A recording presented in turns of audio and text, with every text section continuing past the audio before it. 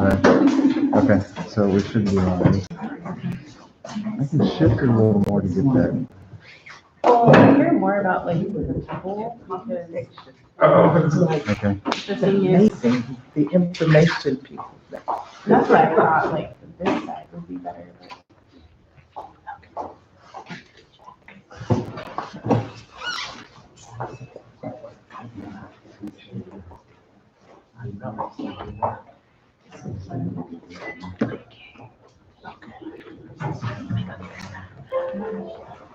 Pretty long page.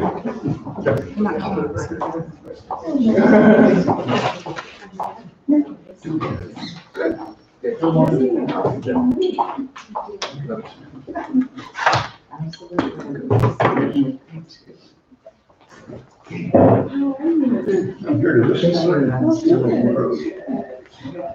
Thank you. So I'm working in text. I get so confused. A lot of people wanted to come. Sometimes I'm in two meetings at the same time on my computer. I read your email.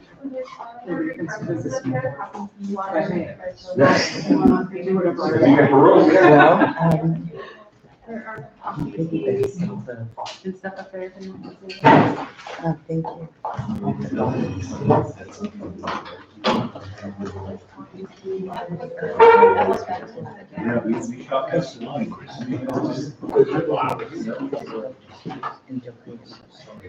And it's always, there's a this one's not. Oh, I love that. No. We did. These are really sticky ones.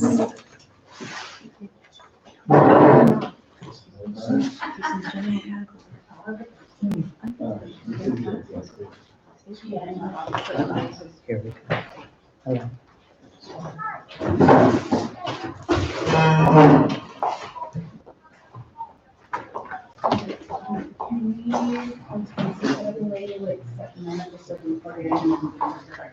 Hello. You can, yes. You can do it. Move that, this page after all. Go ahead and try it.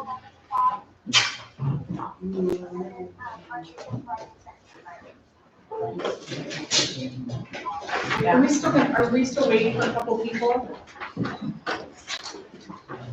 We can, even though, looks like we're waiting on three. Yeah. I mean, even though this is a public meeting, it is a workshop, and I could just talk about it a little bit. We don't have a quorum yet. One more. We need one more. Okay, then I'll fix these over here.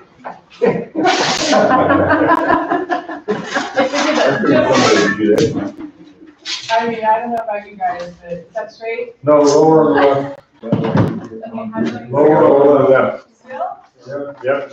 More? Right there. Oh, wow. Almost got it. Yeah, it's still needs to be a Yeah, little. you can just look at the gap between the two. A lot better than one.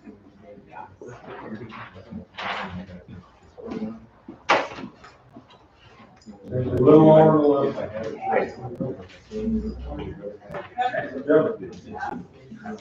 Okay.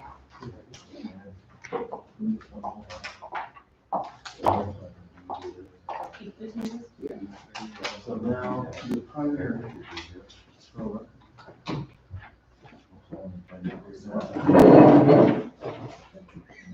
It sure is fun to be back as a private citizen, just gotta say. Where is it?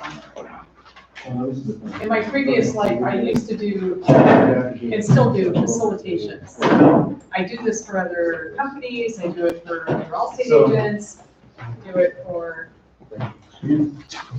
other businesses. There you go.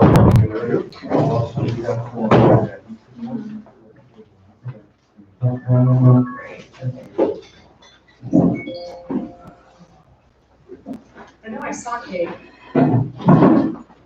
Oh, the other, Sorry. the other K? Am I in the wrong K? No, I just looked over there and just made it mention that it's okay.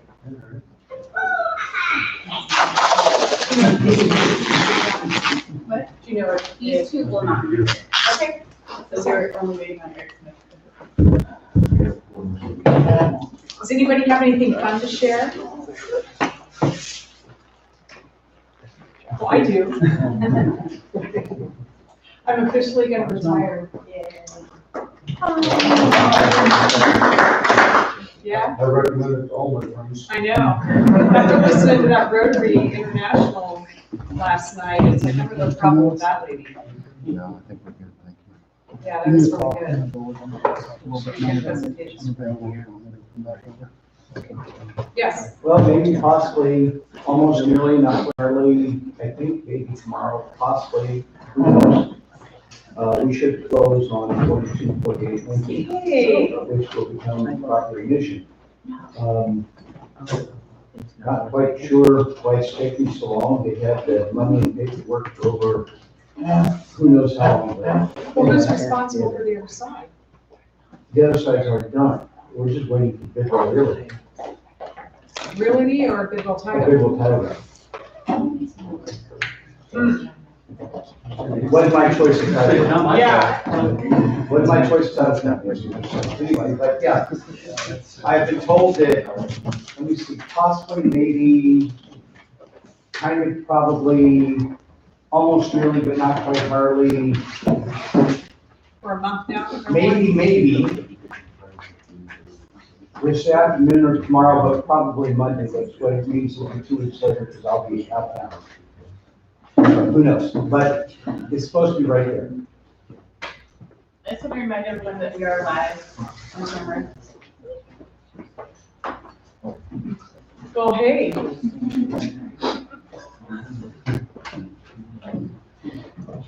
Hi, everybody. Hi, Terry. Hello, sweetheart. Hi, Erin. I can't tell who that is over there in the mask and hat. Perth. Nice to see you. So I had some news, he had some news. Anybody else?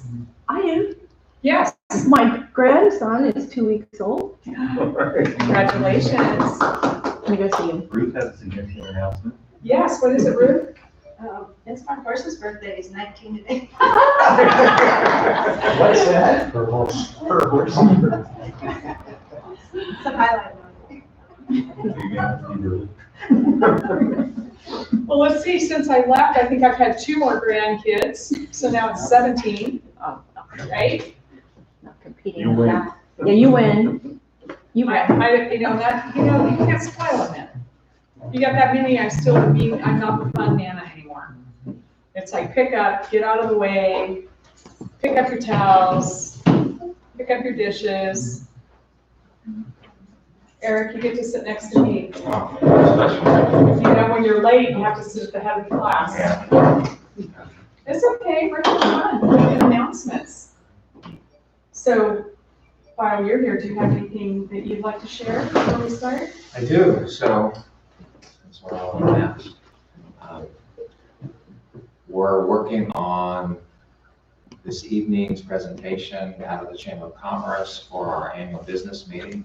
Start at 5 o'clock online on Facebook, and it will also include the mayor's speech of the State of the City 2020. That's partly why I'm late, because I was having another videographer trying to set him up on my computer, and then the computer slowed down.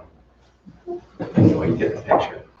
But so we're just really excited about that opportunity to be able to host the mayor's 2020 speech at the Chamber of Commerce. And I'm excited that opportunity doesn't include me this year. All right, everybody's here. Are we ready? Is everything okay? Tyson, how are you? Good, how about you? Good. All right, let's call this meeting to order. This is the Oroville Citizens Oversight Committee, April 15, 2021. It's a special meeting and it's an open session and it's a workshop. Call to order, please. Committee Member Goodson, She stepped out for a moment. Committee Member Smith, Present. Committee Member Gerber, Committee Member Flicker, Present. Committee Member Malone, Here? Committee Member Castro, Here? Committee Member Seychelles, Committee Member Delmar, here. Committee Member Terry, Here. Committee Member Quintel. Here.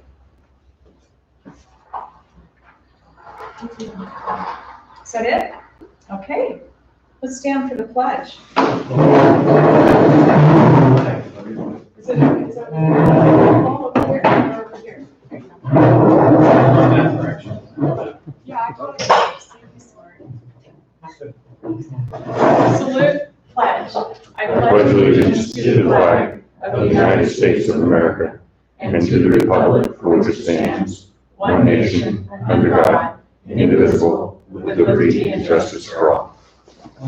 Okay, since this is a public meeting, hearing of non-agenda items, does anybody else have anything that they'd like to speak about? You have, I think, a 2-minute. Has it changed? 2 minutes. If anybody wishes to speak about anything, I know we shared a lot of our own personal stuff before the meeting. So happy birthday to Ruth, of course, and everybody tune in at 5 o'clock for the state of the city. All right. So going to the regular business, this is goal and priority setting workshop. I volunteered to be the facilitator of this workshop, which I've done before in the past. The city, I haven't done it for the city, but anyway, you pay a lot of money to have some of these things happen. But it really is quite a fun process. And what we're going to do, I'll outline it a little bit. You have your agenda and how we're going to do this. We're not going to spend a lot of time on each section, and the reason is the longer time you spend, the more you get out into the weeds. We really want to try and get the nitty-gritty of what's the first thing in your mind when you think of things. And you'll see this process play out, and you'll really be surprised what it looks like when we get to the end. So just trust me with this process and have a lot of fun with it. So that's what we're gonna do. Any questions that might come up so far? If you just really go through with me with the process, you'll see at the end what it's gonna turn out to be. So right now, what I've asked the department heads to do, and some of the guests that are here, is to give a brief synopsis of what their department does, and also when it comes to safety in their realm, how does safety in their department intermingle with the public? And some of those things are going to be things that you might not have thought of, but it's going to be important for the entire process. So starting with whatever department head, I'll let them choose, and I think Aaron Wright is also going to say a few things. If there's somebody else here that wants to speak, if they're head of a department or has something about a department that they'd like to. So Ruth, Bill, Dawn, Jackie's not, Aaron, is there anybody else that has been slated to speak? Chief Tins may be asked to speak if, you know. Okay, so Chief, so there's what, 4 or 5?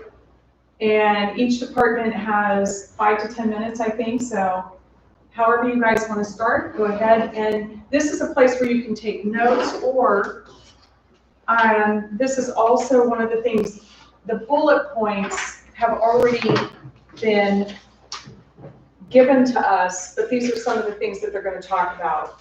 These bullet points, when it comes to the time allotted that we're going to be putting our thoughts on the pieces of paper, this is where you can go back and reflect on some of what they talked about.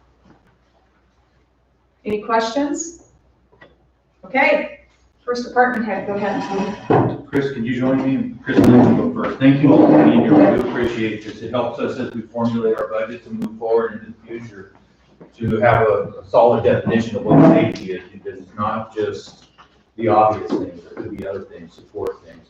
I prepared just a real, very simplistic outline for police and fire. I believe police and fire is probably the simplest one to define, maybe one of the most complex things that we do, but it's one of the simplest things, I think, for this committee and for this type of dollars to be spent on. If you want to be, you're not on the camera, so you may want to stand over by Eric, for example. Well, Chris, why don't you go stand over? He's better looking and younger. All right. I mean, so, Just so you know, you're not there. So the things that we've included in our list, which is essentially it'll be the same things for police, I believe, and fire, and Chief Tins can expand on that if he feels that he needs to or would like to. We believe that, for the police department, the necessary things will be personnel enhancement to improve the way and delivery of service. What I mean by that could be anything from personnel to specialized equipment to anything that can allow the police department to provide a more weighted response to calls for service when something happens. So instead of just sending a cop in a car, it could be a cop in a car with a specialized piece of equipment. It could be 10 cops and 10 cars. It just depends on what the incident is, what's going on, and what we have available at the time. So that's what I mean by that. Personnel safety equipment. That's for, that could be anything as well. Anything from a bulletproof vest to a uniform pant to Sam Brown duty gear. Could be anything in the car that's necessary, citation books, whatever would be necessary. All of those equipments that support that position, those pieces of equipment. Vehicles is pretty obvious. It could be anything from a patrol car to another specialized vehicle. You don't have too many of those types of things in the police service in Oroville because it's not that large of an agency that would have those things. We rely heavily upon our partners for those things, and our sheriff's department and other larger agencies usually maintain those larger vehicles or groups that we're part of. Facilities would be, of course, our police department, our public safety facility, anything that's included in that expansion, necessary remodeling in there, reconfiguration, those types of things. Technology, new technologies that come out. One of the things that people wouldn't think of in technology was probably 10 years ago.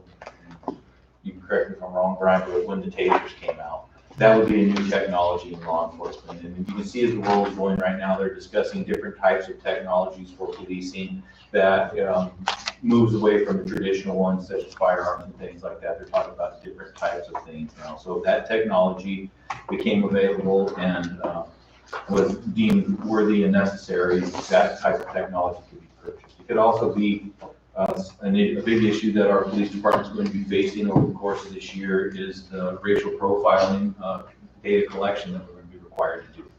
We're going to have to update our cars. We're going to have to put in MDT systems, essentially, which is going to also be a cellular-based system. But that comes with an expense because we're required by the Department of Justice now to collect information on each traffic stop, what the perception of the officer is of the individual as far as gender, race, and those types of information. It must be collected.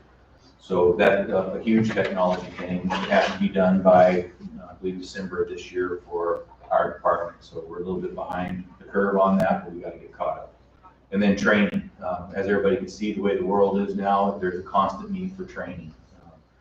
The world's changing. We have to recognize that, and we're going to have to police differently and think differently about how we conduct our business. It can't be the same old day doing the same old thing because we're going to get some disastrous results if we do that. So it's required.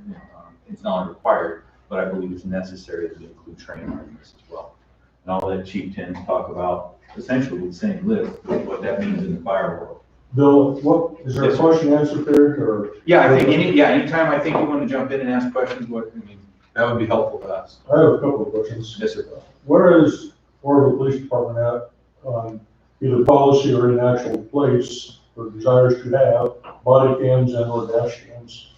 Every officer is equipped with body cam. There are no dash cams yet. I'm hoping that part of the MDT system with the RIPA requirements will include a dash cam component. And can you kind of give us just a quick synopsis, maybe where to find the policy and what the policy is in layman's terms on when the officer is required to have a body cam turned on? Body cams are required, the officers are required to have the body cam with them all day long, every day. They're required to turn them on pretty much every single call. If they get to the point where the call is, I'm gonna say, not a call that would be necessary to have that on, where there is no confrontation, there is no sort of issue where the cam would be necessary to collect that data, that they can shut the camera off at that point. They are required to have them on. We do have policies in our policy manual. It's put out by Lexipol that outlines what those conditions are. Once they do that, it's downloaded, it's stored. We have a cloud storage-based system where we store all of that, and then it's transmitted to the district attorney's office with every single call where there is that video. Thank you. I do have a question too. So,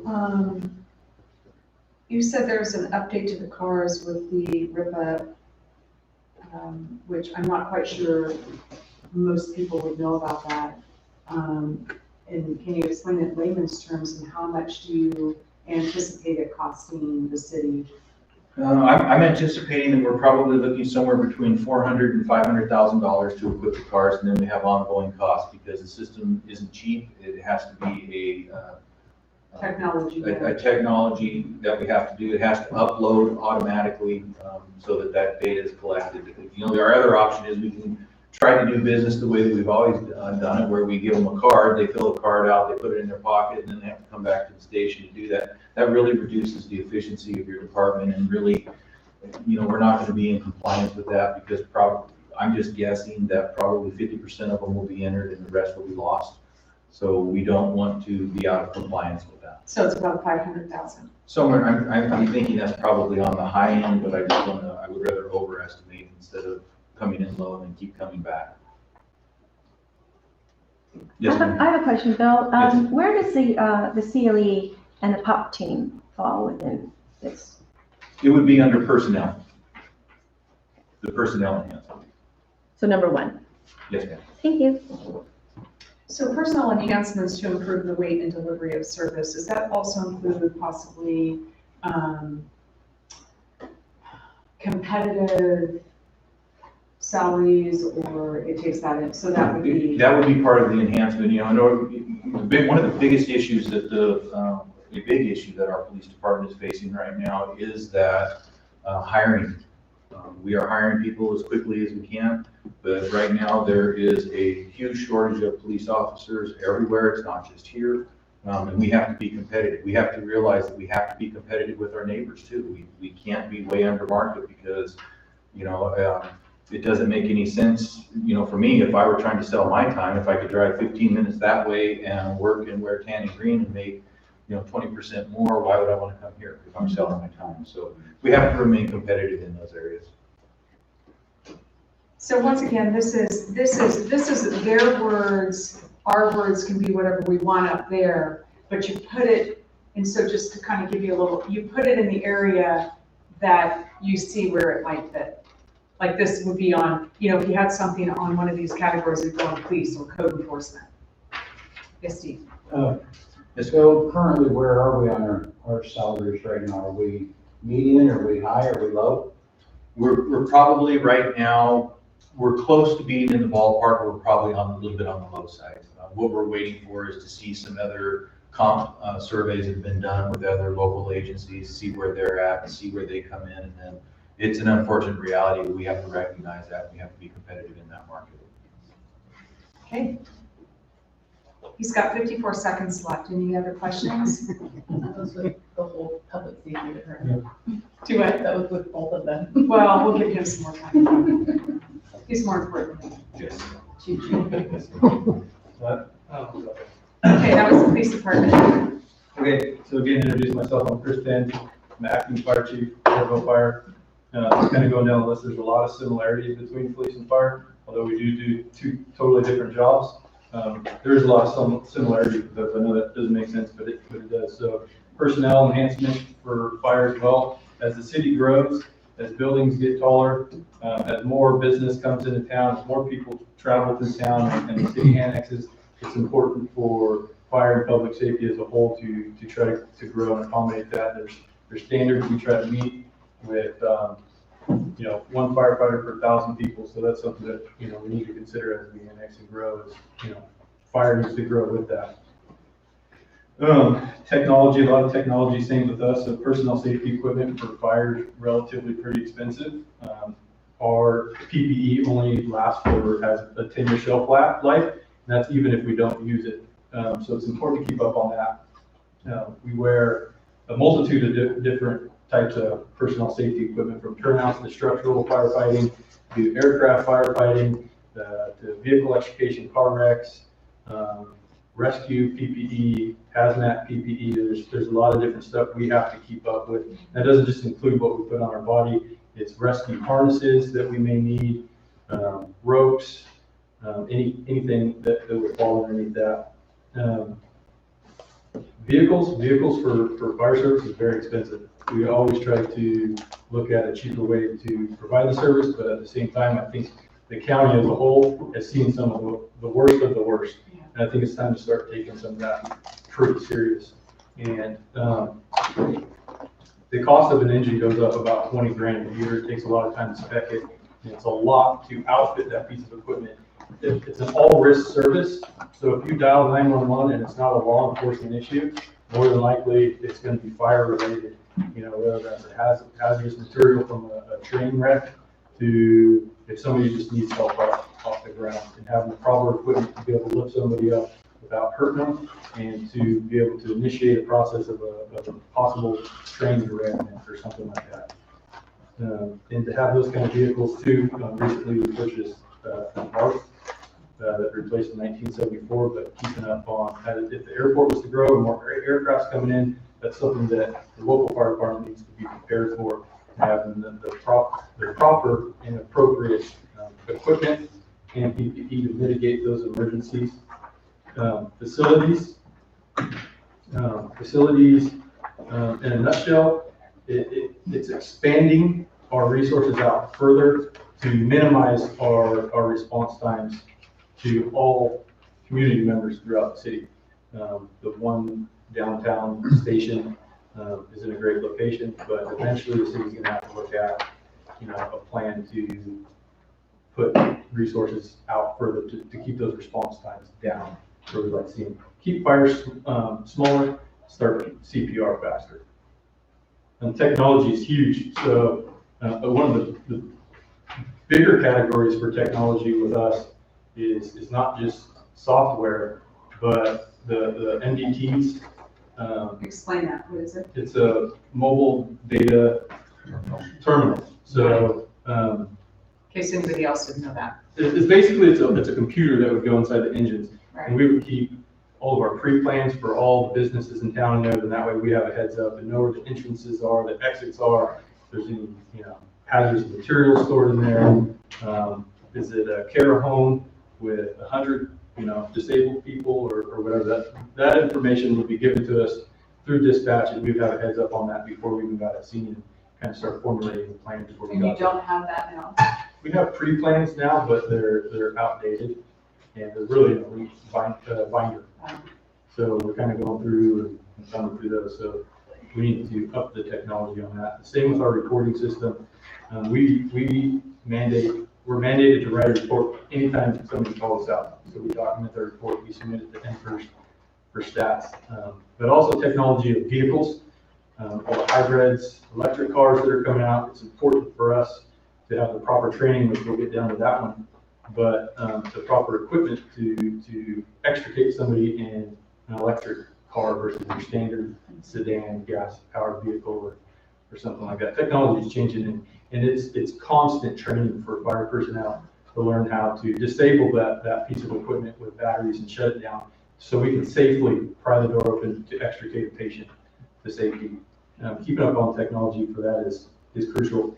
And lastly, training really fits into all those categories. So if we get a new piece of equipment, it's important that we provide that training so that our personnel are sufficient with that piece of equipment and really a master of that piece of equipment to provide an excellent service. And that's the only way really to do it. And then the mandated training that we're just required to go through every year, which is substantial. All of our firefighters are EMTs or paramedics. We provide a BLS service to the community. And we have to keep up on that, our firefighting certificates, and then any specialized training that's needed. So it's important that we have hazmat guys that work for us, and we at least have 1 or 2 hazmat guys on the day. We have rescue guys every single day. We have investigators every single day. The list really goes on. So it's important. It's a very broad, huge service in a nutshell of what we need to provide. And all these things come together to make that level of service that the city wants to provide to the community.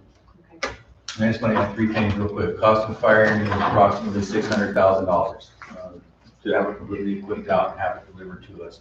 The Type 6 engine is about $300,000 to $350,000, which is a smaller engine. Looks like an F-350 or a 550, something like that, equipped with the appropriate equipment. So it's very expensive. The technology I'd like you to consider, the ARF that he was talking about has a CAF unit on it. Can you define what CAF is, please? It's a compressed air foam system. So it's a tank that's filled with water and foam, and then we compress that system with air. And what that does is it puts out more of a muddy foam, and it's utilized for specific types of fuel or fire.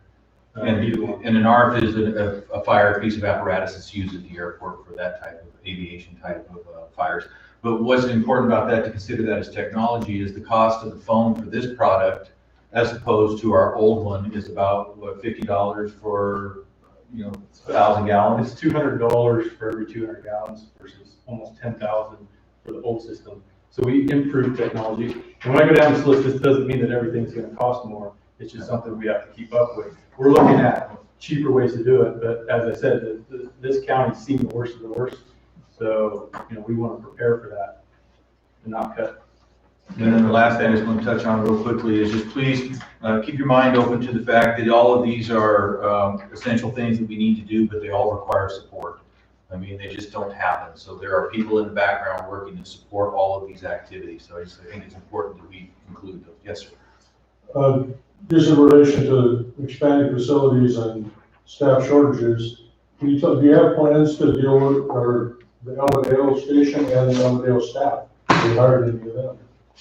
We are working on that, but we're working with LAFCO on that. We're working through a process to see what exactly we can and can't do with that right at this point. They are the building, everything, to see what we're going to do with the district. I mean, the board is still interested in trying to reopen and come back, but don't know if that's economically feasible, but we're trying to work through that process now. We'd very much like to get that open just as soon as we could. I know it was a volunteer station, but did they have full-time staff that are hireable for the fire department? Yeah, we fired many of them through the years. I came from there years ago. Now I'm just talking about the current closing. They're out of work now, and we need staff. Right. Yeah, I think that, as we go through that, we've just recently had a hiring process, and I'm not sure if any of the individuals from there applied, but yes, I believe they do have personnel that would be qualified to come to work. They just have to come down and make application. You have a process which they could apply outside of normal testing for a lateral? I do not believe we have a normal testing process for that because we only had entry-level positions that we were hiring for last time. So we're actually starting to run behind schedule now, so we need to keep moving. Thank you for the questions. Who's the next one that's up? Okay. I oversee the Community Development Department, and that department is made up of 7 divisions. And so for community development, we don't look at public safety necessarily as police and fire. Our public safety comes with accessibility and connectivity, environmental. For this second. Yeah. Do we have a paper related to your? Yeah, hers is the big one. The PowerPoint presentation. Thank you. A lot of information, I'm sorry. Because it's a lot of information. We deal with environmental health, the immediate and long-term community health and safety. So first is our planning division, and our planning division focuses on the general public health and safety and welfare through zoning. We follow our general plan, and our general plan is set out for 30 years so that we have, it's a guiding document that gets our community to develop in a way that is beneficial, and zoning is all connected cohesively. Our engineering division manages our capital projects that involve construction of the infrastructure that improve and protect our community, such as our roadways, our sewer collection system, and they review the plans and maps for new developments, commercial and residential. Our building division ensures that structures are built to the California code and our local municipal code. And so those permits for construction are reviewed and inspected and verified for compliance. The building codes establish a minimal level of protection that safeguard against fire, earthquakes, and disasters. Our code enforcement department is a key player. They address code violations throughout the city, including zoning, code, and conditional use permits. And they interface with the general public to address any zoning issues or code issues there. They are also remove abandoned vehicles, they clean up blighted properties, and they coordinate special community cleanup projects, as you've seen in South Oroville and throughout town. Our Parks Division is in charge of providing essential environmental recreational benefits to our city. They provide gathering places so that families and social groups can get out and recreate. They enhance property values with our parks, and they maintain the safety of our parks and the park equipment and restrooms.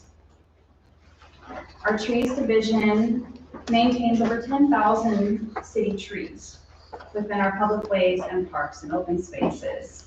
These trees reduce temperatures by providing shade, which is essential. They remove diseased trees or dangerous trees in the parks and the public right-of-way.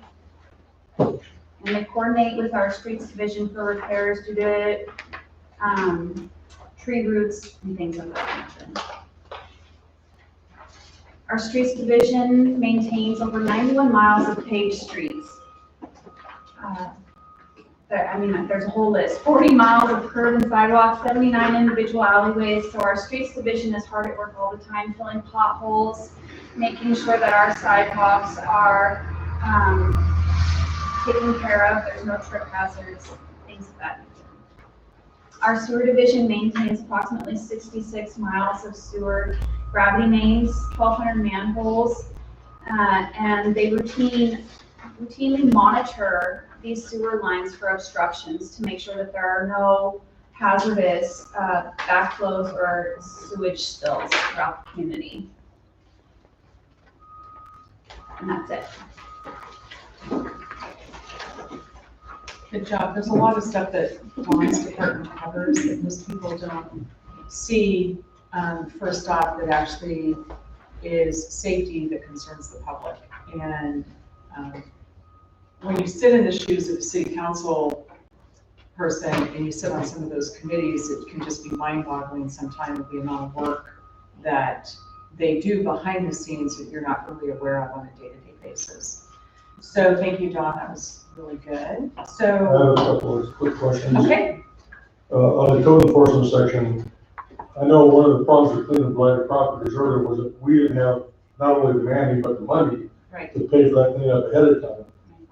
And then put a lien against the property owner. Are we in that area? We've got staff, we have the money, so. We are working towards staffing up our code enforcement department so that we can be more proactive with those blighted properties and have the funds to bring. We're actually in the hiring process right now for hiring 4 more code enforcement officers.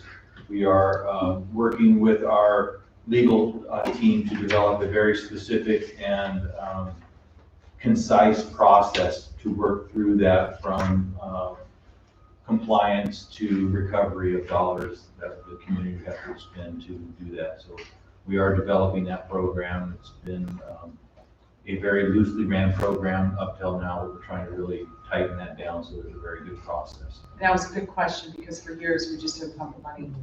And once again, it takes backroom people to make that happen.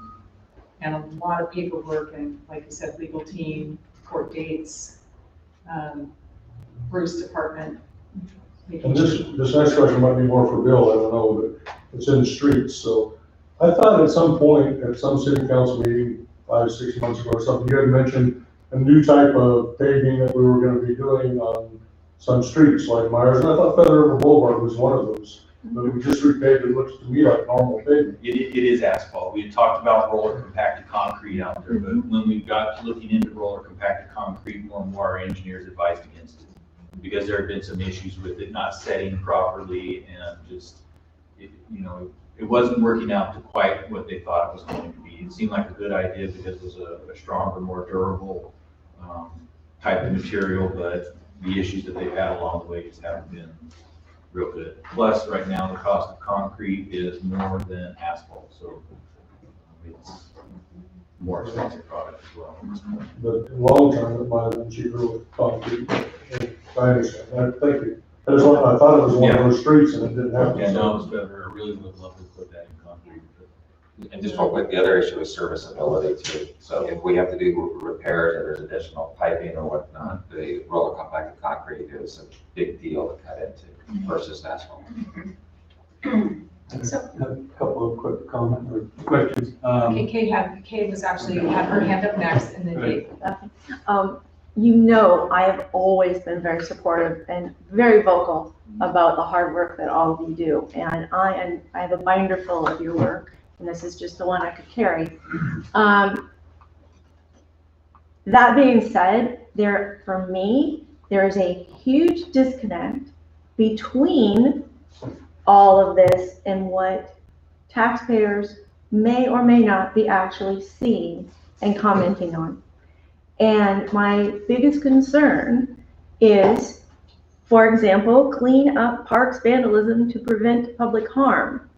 We've been putting our little stickies on there for years that the bathrooms need to be cleaned up. We all know that.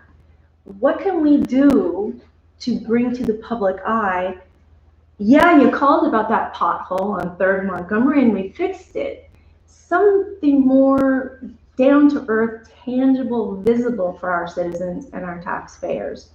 Because unfortunately, it's much easier to get on Facebook and say everything you're doing wrong than it is to say, yes, the problem was resolved. Right. And I'd like to see us work together to somehow communicate in a way. I don't know what it looks like or how it is, but visibly, tangibly see things that are happening and vocalize them. Right, and you're correct about that. There's a lot that our staff does do that goes unseen, and that's why our PIO, Jordan, is trying to increase our posts on Facebook as to what's being done with our sewer division.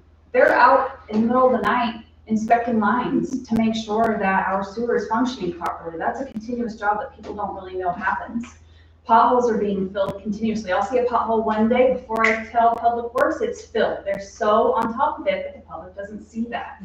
And so with the parks, those bathrooms are maintained routinely on a schedule, but it is an uphill battle because of the vandalism that takes place on a regular basis. So we just continue on a reactive basis to try to correct these, but we are, again, trying to beef up our Facebook campaign as to what's being done so that the public is aware.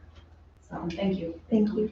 So, I mean, and you bring up a good point, and we used to have people that, maybe it's a volunteer effort to take the, in the day of the selfies, take a selfie in the middle of the night with what they're doing, or another bathroom's been vandalized and fixed, and if somebody sees any activity, see something, say something, so we can stay on top of it, but, maybe have just a positive page, for that.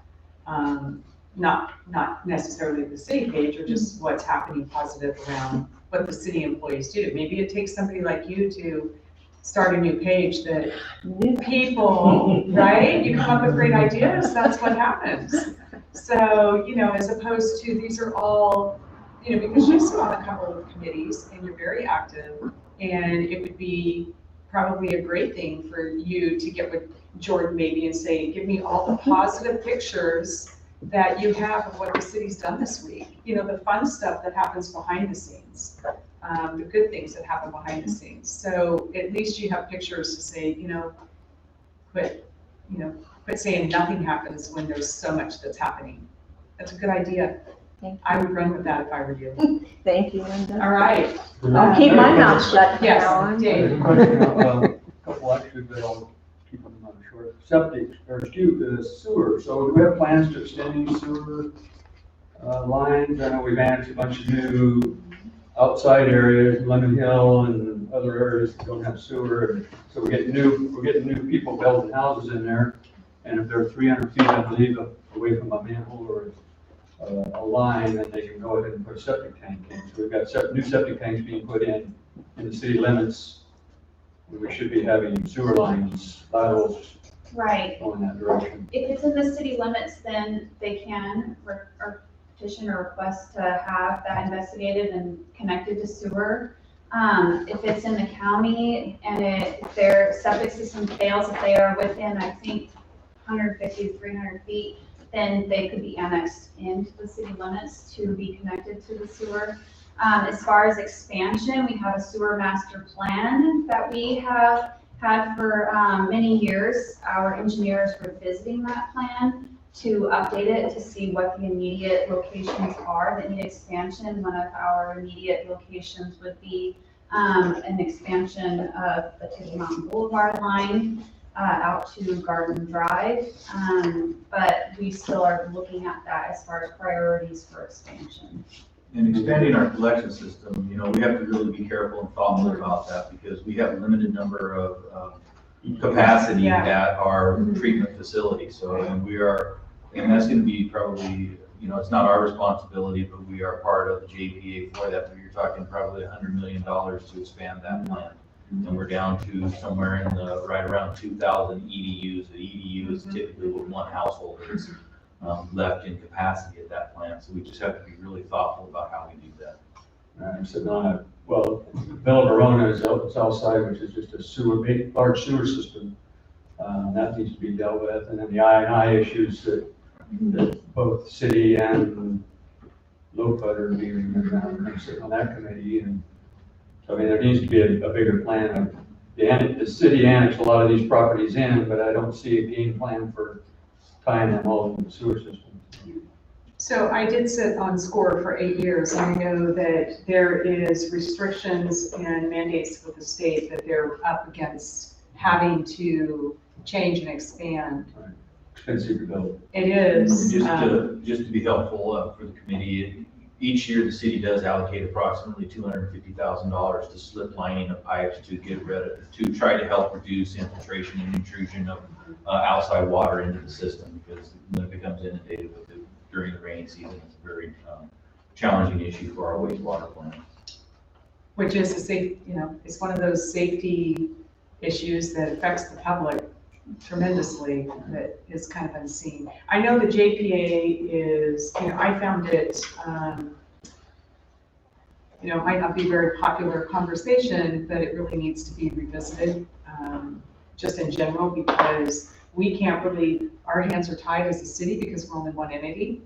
And to make any decisions on that JPA, it has to be 100% of all 3 entities, and some entities don't want to pay higher prices. Therefore, they vote no.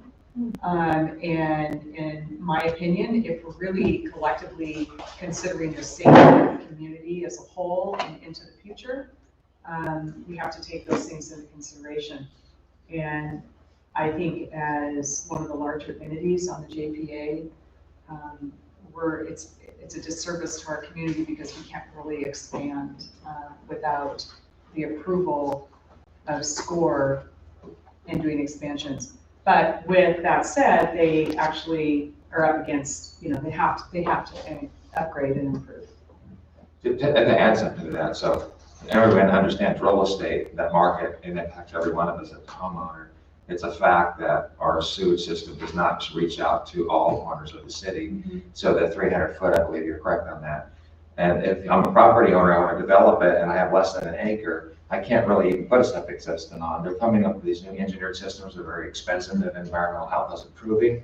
But, we really probably don't want that. We really want a modern city sewer system. Then it's $100 million to build it. So then there is the quandary of how to get that done. I don't even think Commissioner, you is set up to, or designed to deal with that. But I mean, it is a big, moving forward as we want to develop our city and have new, I consider sewer public safety. Yeah, Yeah. see, so there we go. We have somebody that's got something they're gonna put up there. but it's the dollars. I mean, this is, we look at what we have actually coming in, to measure you, and all the different dynamics that need to be addressed. I just think that there's probably more appropriate funding sources for, I mean, I don't know what that would be per se, but it's a big, $100 million is a big price tag. But I totally agree with you. I mean, I look at stuff like that all the time personally. That's why I'm up on that.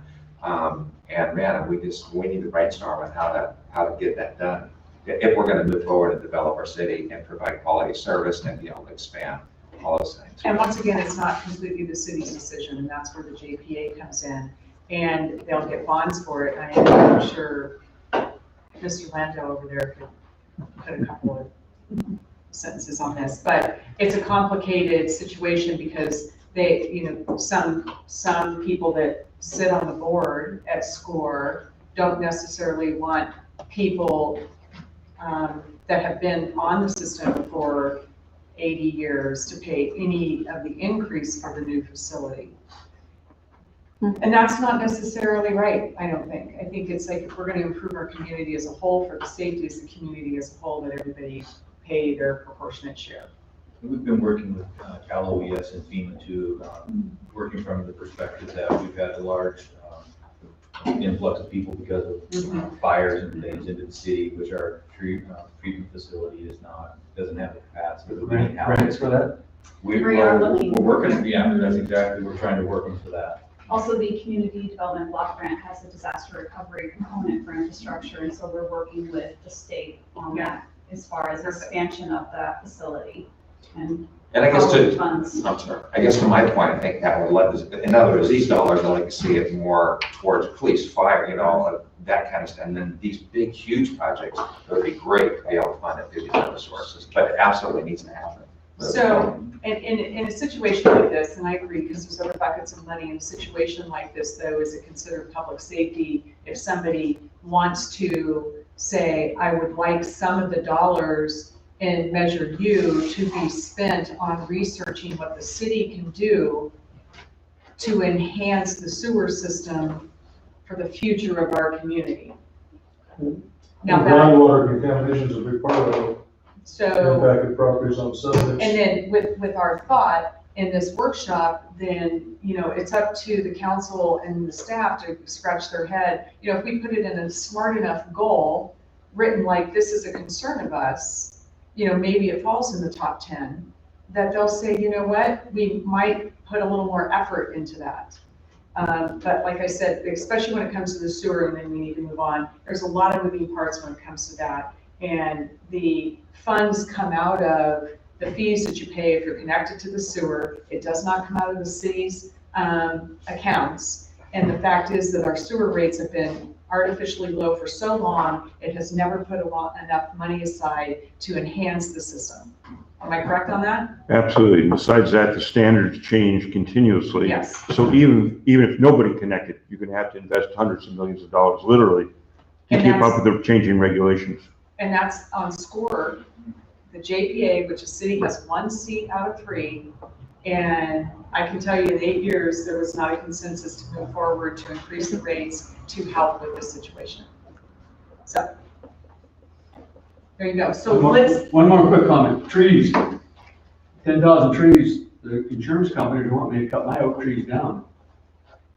Well, that's your On issue. private I property. just thought it's kind of ironic. Yeah, You want to grow trees, but they. you and just cut me and down. everybody else. Okay, so now we've had the presentation. Aaron, I would like for you to come up, and I had asked Aaron if he would like to speak a little bit, because, all the years that I sat with the council, there were, There you go, Cameron. we overlap. We have the river, we have the walks, we have the island in the middle of the river, right? Right, that falls under state parks responsibility, or boating and waterways, or all of us. And nobody claims responsibility. And this is one of these things that I asked him, what was what does he deal with the safety that deals with the public that overlaps with us? And so I thought Aaron would have some insight. So I kind of took this, basically what things that we do for public safety that may not be the standard law enforcement or fire department responses. Because obviously that is a huge critical component. But some of the things that we look at for keeping the park safe in our areas is lighting. Lighting is always a big issue that deters people from going where they want to be. You don't want people to hide. We also do a want to present or get visitation to increase, because what we've seen throughout the system and throughout wherever I worked out of the state, the more good visitors and actual park users coming in, bad people don't want to be around them. They avoid those areas. If they want to go someplace they can hide, they can't be seen. So when you have normal park users, they usually avoid those areas. So trying to increase visitation. So I have people doing community outreach to increase visits or visitation. So that way that we have positive users, big groups to help kind of detour that. But that's a body. That's something that's going to do that work. Because it's not easy from the air, from the chamber to attest to that. It's not an easy thing. It does cost. You want to make sure that the vegetation is clear and clean. So that way you have line of sight. People can't hide. They can look through and you can see when people are walking behind a bush or that there's not a good spot to hide. It deters people from wanting to go in those areas. So vegetation management is a huge thing. Also with the fire perspective. If you have tall brush and that type of stuff, there's that end of the safety as well. Good signage. If you have signage at different places that kind of tell you, hey, here's where you're at, here's how to go get help, here's resources. Surprisingly enough, that signage makes a difference. Or if you do get hurt, it allows people to get to those spots sooner than saying, yeah, I'm on a trail somewhere between this green bridge and I see the highway. That doesn't tell you much. But if you have someone, hey, I'm at mile marker 22, that tells you you can be where. And we have 91 miles in just the city of Oroville of trails.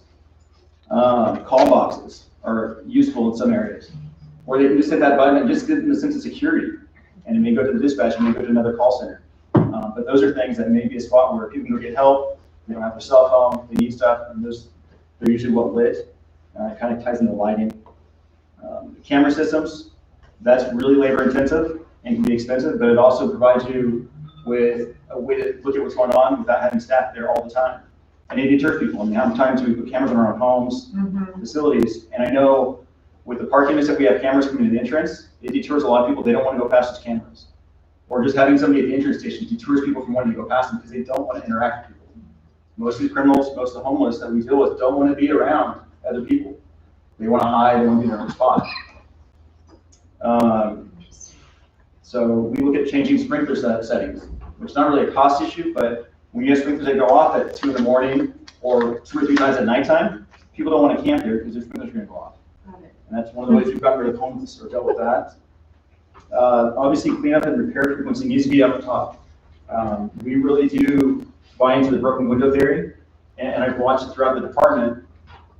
If we have any kind of vandalism, any kind of issue, staff gets in there, they clean it up. In fact, a lot of the police officers get frustrated because they clean up so fast we don't even get to it before they actually have to repair it. But when things are in good order, they look good. People are more likely to maintain them, take care of them, be taking pride in them. When they look like crap, or when they're just not in good repair, they're just less likely you're getting increase in vandalism, increase in issues. So it's actually a way to save money, but it does cost initially. I know when I started my career, I left Fresno PD, and the first park I went to was Folsom, and one of the park units was just really in disrepair, and we really hammered the visitation or the issues, and maintenance staff at that point gave me a hard time. And after about 6 months, they started to realize they could do those projects, do those extra things to improve the facilities, because they weren't just doing vandalism repairs and fixing the destruction. The other big thing is counting and putting in counters so you can compare resources. So putting in people counters. And you can put counters on your trail systems to actually look at where your traffic's at. So you know, hey, traffic counters are for people or horses or bikes. And there's counters now that can tell you, is it a bike rider, is it a person on foot, is it a skateboard, and different things. But you can also prioritize your resources. And with the state, we don't have enough resources either. And so that's one thing we look at is where's the bulk of visitation? I'm going to put a lot more resources in where I have 100,000 people versus 5. So I mean, that's something that you can do to prioritize. You can also look for trends in different activities. Or see that, hey, at 2 in the morning, we have this influx of people for some reason. It could be because of the bars, it could be because of whatever, but it allows you to realize that you have activity going on that you may not be able to see. The biggest thing is just, like I said, reducing the opportunities for people to commit the crimes. So being well lit, having people present, having vegetation where you can't hide. Those are kind of the big things we do with the state parks, trying to go quickly. So, I mean, it's more of a holistic view. And obviously law enforcement, fire is a huge aspect, but those are some of the things that we look at that might help with Measure U. So a couple things that you brought up that, are you done? So a couple things that I would have never even thought of. First of all, we did have cameras once upon a time and we couldn't get the connectivity. I'm thinking that might be better now, but, huh? We still have them. Yeah, so I mean, just really going back after that, but the traffic counters, you know, the vegetation management, it's like we just all assume that it's gonna be done, it's gonna be done. A lot of times it's volunteer staff, but how much it deters, like you said, the people that you don't want there. And then, for me, kind of like the good visitors, you know, like promoting the Parks K on your site.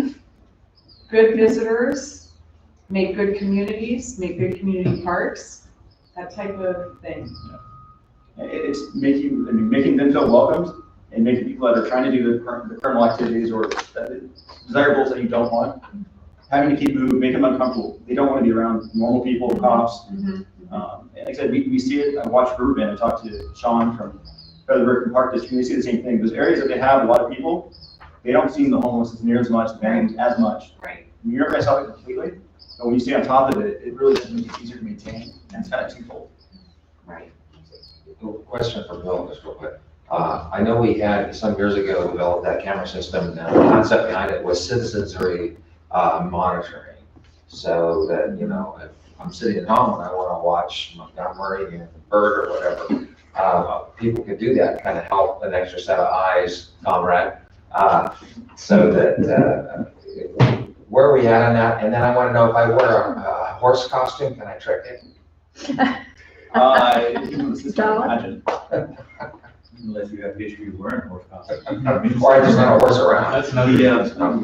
The answer to the question with the cameras, the issue with that is that yes, we can provide that, but it's not real time. It would be behind real time because of the pinholes we'd have to make and our access to DOJ and those types of things. We can't make our system vulnerable that way, so we'd have to run it after the fact. So until we find a way to gate that so that we can actually stream it out lifetime, we just never have developed that because the technology hasn't kept up with it. So I have a question then for Aaron on that, because I was knee deep in that camera thing, and we had a really good name for it at the time. It really had to do with the positive, like keeping, you know, the community safe type thing. But Aaron, when you talk about camera systems and or traffic counters, let's start with the camera systems. How many do you have like in this area, in your state regions, and who monitors those, and what type of things come up on them? So we have multiple different types of systems throughout. The district that covers from Oregon and Yuba City. Right. And we have different systems for different areas. For Oroville, we have a camera system basically at every one of the kiosk stations, at the entrance stations. We have cameras that are remotely placed that aren't for public use or knowledge, that we can track and they just randomly take pictures, and we get things from, bears swimming across the river to people off-roading and doing different things. So you get a wide variety.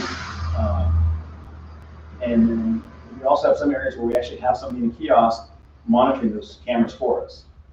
That's labor intensive. And we don't do that very often, but we do have some of those locations too. So it depends on what the city wants and what you guys are trying to get from it. We also have the live webcams that allow people to look at the diversion pool, the spillway. Right. And so we have different setups for what the purpose is. And it really, the city, you have to determine what you want from it. See, in my mind, and this is where my mind is going, is like looking at the vandalized parks, bathrooms again, I want to catch those people. And that would be my thought for one of my stickers, that would be a good use of a camera to catch the activity that's going on at 2 o'clock in the morning, and then right afterwards, the sinks are broken. And that's really going to be one, and I think Bill brought that up, is if you have a system, and there's different laws, if you have a system that's open for public view, that's one type of system, but if you have one that's being used for law enforcement or public safety, and you have someone monitoring it, that has its own complications and own laws. I know for the cameras that we have at certain locations, we have to keep those records, and that takes more memory, which is more money as well. Right. For extended periods.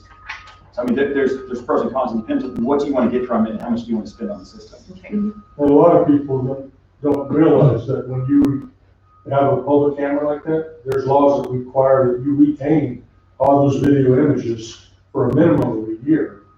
So it becomes very cost prohibitive. It's not just buying a camera, then you have to buy the storage system for the video evidence. Because if nothing happens, you can't just not record it, because you could have a major incident and try to hide it by saying, oh, there was nothing, so we didn't record that. So any public view cameras have a mandatory retention period with the images. Right. And this can be set up, I mean, there's definitely laws to set on how you want to do that though. Okay. Thank you very much, Erin. I am on a couple of different committees, and this is exactly, from one taxpayer's perspective, exactly what I think Measure U money, that 1%, was exactly for all of these things that you've just said. And I really want to thank you for that. And also see if you'll speak in another meeting I have next week. But, no, thank you. Right. That's this. We've done this. I'd love to see some tangible. I think the big thing that we do in this community, I mean, I've had meetings with Bill, I mean, we all try and network, work together, and I think that's the most critical thing. It is, our trail is interconnected with everybody. Yeah. When you look at the map, it goes from, I mean, the Green Bridge, it goes literally from city to county to state. Yeah. Within feet. So it's. Right. I also want to say the Downtown Business Association is also doing a lot of this work for our downtown, in the line of sight, in cameras, in lighting. I don't know the details exactly, but I do know they're making a lot of progress. So there are groups working together. Thank you.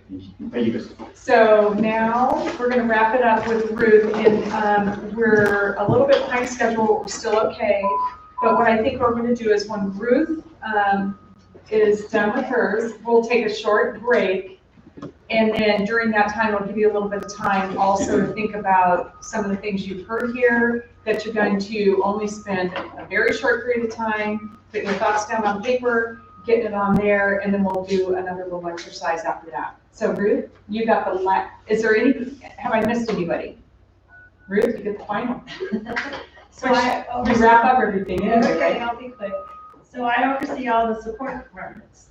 So in order to do all these things, there's people behind the scenes doing the recruiting for these new positions. There's the payroll that has to be done. All of the reports I put together for this meeting has to be done. When we first got the district tax, there was a huge packet from the California Department of Tax and Fee that I had to put together just to register our tax so that we could start collecting it. There's been a lot of time and hours, and none of that time is allocated to Measure U. It's all been added to the general fund, so we might have to change that in the future. But anyway, so we do in the finance department, we receive the money, we write the checks when it's done. It's amazing. So on the front end, we're helping with the hiring and everything, but usually we see things on the back end, like the check requests that come through sometimes, and I see how many abandoned vehicles we've towed in the last 2 weeks. It's a lot. It's amazing all the things that we're doing. As my first 5 years in this position, we didn't have any money. Yeah. So it was like, there was no projects, there was no, and the biggest challenge we had was budgeting. And now we're ramping up and we're getting purchase orders for all these projects, and it's been really exciting. But I put together some things in the finance department. We obviously take in the money, we write the checks, we assist with these meetings. We also upload the data into our transparency portal, and we handle payroll in the finance department. In the human resource department, we're recruiting and onboarding for these new positions. They're coordinating all of the health benefits and the pension benefits, and they're also handling the risk management for the projects that are going on. And then the IT department, it touches everything. It actually is one of the backbones of the city to make everything work. But they're overseeing the software, they're overseeing the equipment we purchased, and they're providing a technology service to all the departments. So for everything you see going on, we're visual. Just a little bit of that comes down to the support departments. Perfect. Anybody have any questions for Ruth? Okay, so now, has everybody gathered mentally something new today? Anybody come, I mean, I heard something new that I would not have thought of on my own. To say, you know what, I think I want some of that in my top 10. Anybody? Well, good. I guess I'm the only one. Yeah, so. I have a question about this though. Sorry? I have a question about this. Are these budgets actuals just 1%? And That's everything we've used, So far. the tax money so far, and that was through March. I know that, a lot of it has been allocated and approved by council, but this is just actual actuals. budget. Okay, Up thank the you. middle of March. So in the other report that you did, say capital asset replacement fund and capital improvement fund of 750,000, that's somewhere in here. No, that has been allocated to those funds, and then these have been used out of those funds. The rest of the 750 is still sitting there for future projects. See, I'm trying to. So, and with that, the capital assets fund, I know, once again, we had no money forever. And there was nothing there, and now that there is, it's just a miracle. So, are they being funded? Anybody can answer this. Are they being funded at this moment in time to legitimately replace the vehicles that need to be replaced in a timely manner? Yes, we're looking into that. So during the last year, you saw a couple fire trucks come or some police vehicles come, but now we have formed a committee and we're actually sitting with the fleet manager and we're planning on 3 police cars a year. We've heard from a lot of the departments on their needs, so we're actually trying to do that annually instead of all during the year, and we need this, it's emergency. So we're actually going to be more proactive going in the future in purchasing things as they need to be replaced, not when they broke down and it's just an emergency. So that would be a fleet capital assets to continue to fund appropriately. And that's how, just to expand on that, how we do our budgeting is we will look at everything that comes in that meets that and say, we need to put $1 million into the capital asset fund, and then we'll put $1 million in there. And then through the years, we purchase these things that will come out of this. Each year, yes, we are allocating a certain number of dollars into the capital equipment. We were so behind. Yeah. Because we hadn't been doing it, that we were millions of dollars behind in being able to fund future purchases. Okay, so let's stop here. Everybody's asked their questions. Let's take a 10-minute recess, and then we're gonna come back, and for 10 minutes, you're gonna write down the things that you feel Measure U money should be spent on based on what we've heard or something else, but you're gonna put it on the area that you think it belongs. Yes? I just remind everybody that during the 10-minute break, this is still live, so your side conversations will still be picked up. Just a word to the wise. Well, as long as it's not in the ladies' room, I'm fine. Okay? All right, let's take a 10-minute recess. We'll be back.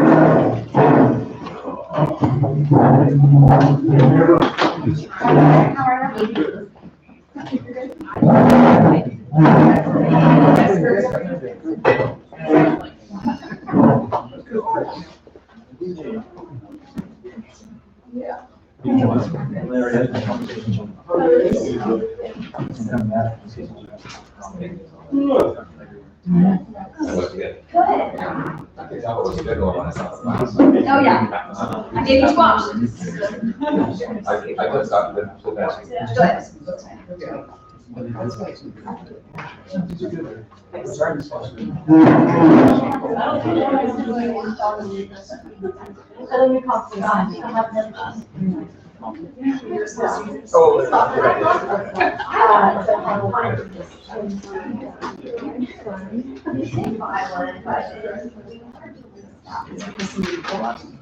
You know, that kind of thing. I know you do, and that's why you should start your own. And see, this is where.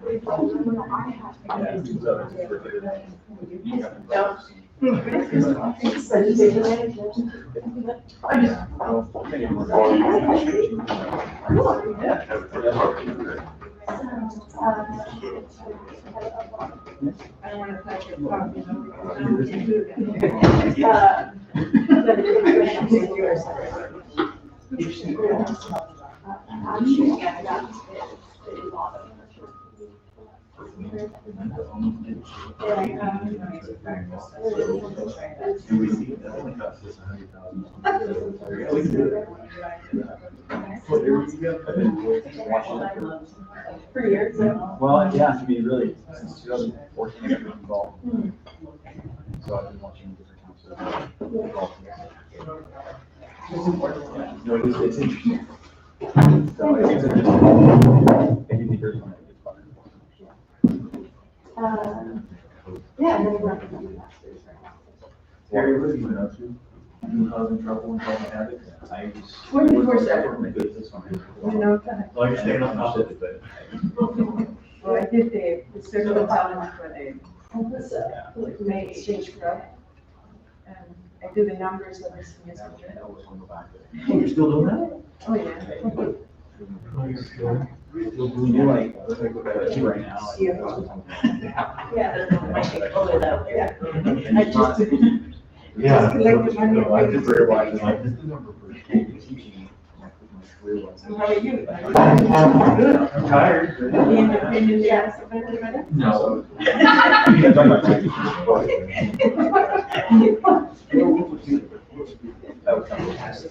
What would it be for? Yeah. I think that, I love your hair. Yeah, you look so good, sorry. You don't retire. You won't know how to retire. Stay there now. You do it too. Well, see, this is how bad it is. I'm retired, so I've got my list of things at house. I've already called, like, talking about something. I called the contractor to fix the shed and the fuses. So I need electrical guys. So I called my contractor in Tennessee and I said, JR says on the phone. Cooking classes. Sewing rooms. So I can. It's on your Instagram. I feel like you don't need. I want more. And those cooking classes are gonna be like an Italy or something. Okay, good. Right. Good. Yeah. And Johnson's. I said, maybe you can travel. I said, yeah. I've heard this, yeah. He's traveled a little less. Where are you going? I said, well, we're going to see a comedian in the end of April. This is that word. Yeah. I ran into her somewhere. I can't forget. She's just like right at my alley. Her daughter's cheerleading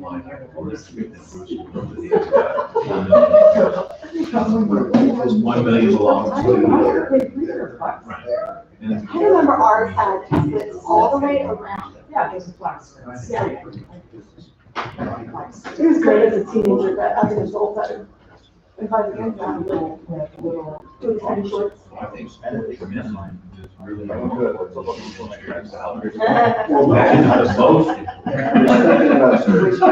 I was sitting there trying to sew pork.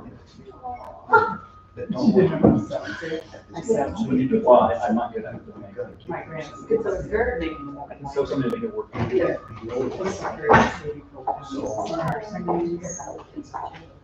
Yeah. Yes.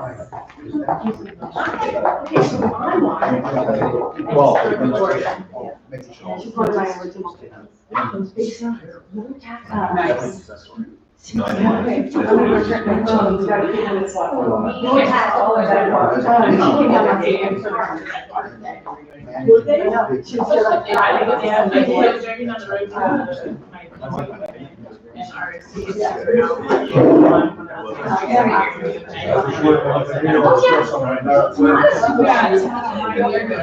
It's nice that they so it's fun with your belly. Last night, Right, of course. How you doing? Want to golf, man?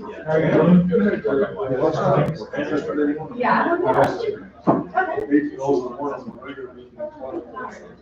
Well, for measuring, so You have a for question for me. vehicles, we can provide stickers,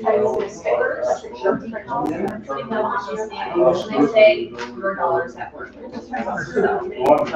we're on it, but most big. She was, and so we are, so I called her, we on those, but other things are just projects, so we try to identify the best we can. I probably should have started for 2 years. Then I tried to Google pictures, like to match her picture.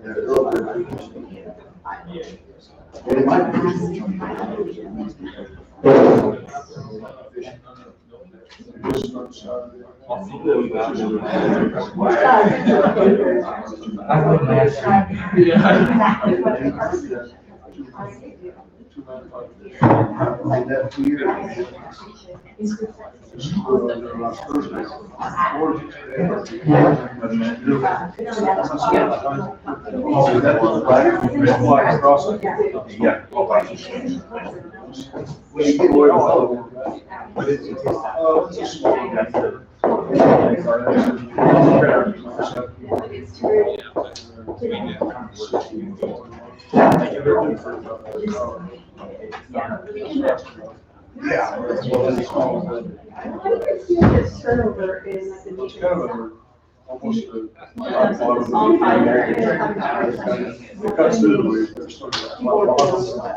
are good, but could get it wrong. Oh, yeah. Pretty good, but Well, and they have this. I know that garden. I didn't realize they were starting it.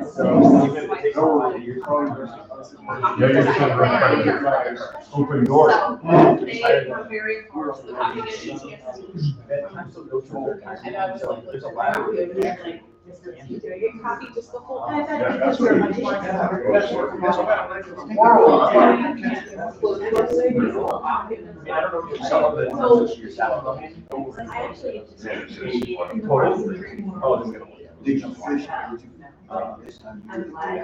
we also,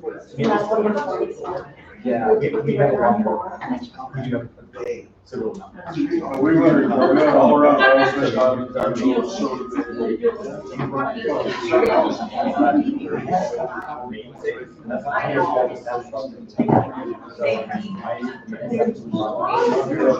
Yeah, well, back walls on the sidewalk. So, that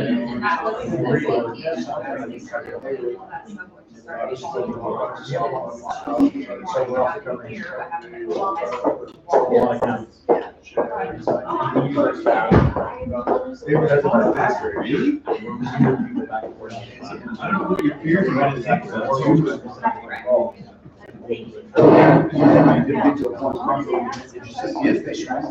And I knew I didn't listen to what they did. I already said they watched the house, but I didn't watch it. Yeah. So maybe just that's the word, but that's not the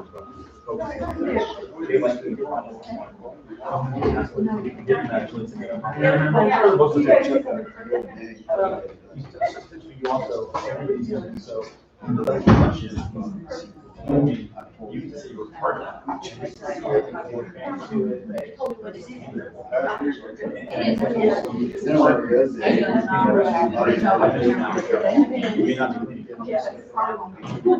good. I mean, it's every 25 minutes. Oh,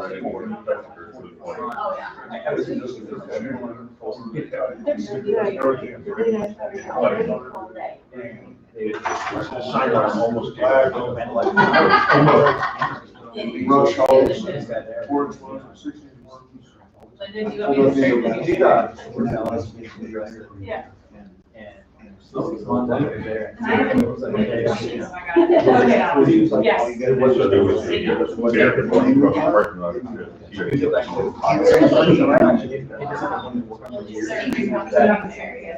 That's good. We heard chatter tonight, but not mine.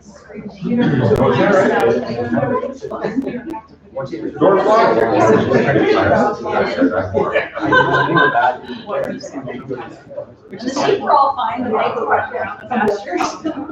Entertaining.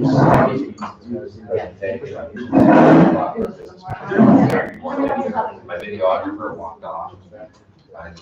So is it gonna be wrong? It's gonna be Yes. pseudo. Okay, we're gonna start.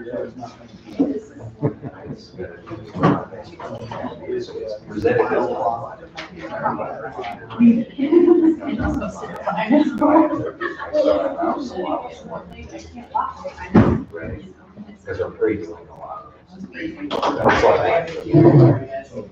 Well, thank you, how are you? I've already.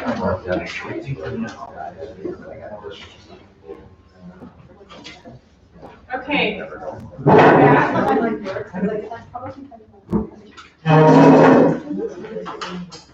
Okay, we're back. Everybody?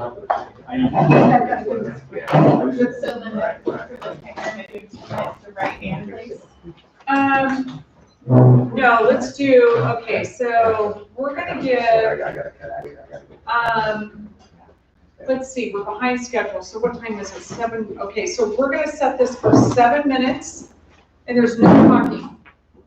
7 minutes, you get all your stuff out, and you write your thoughts down as fast as you can, where you think measured you, in your opinion, that you would like to see some dollars go to. It's not about percentages, it's not about, it's just your thought.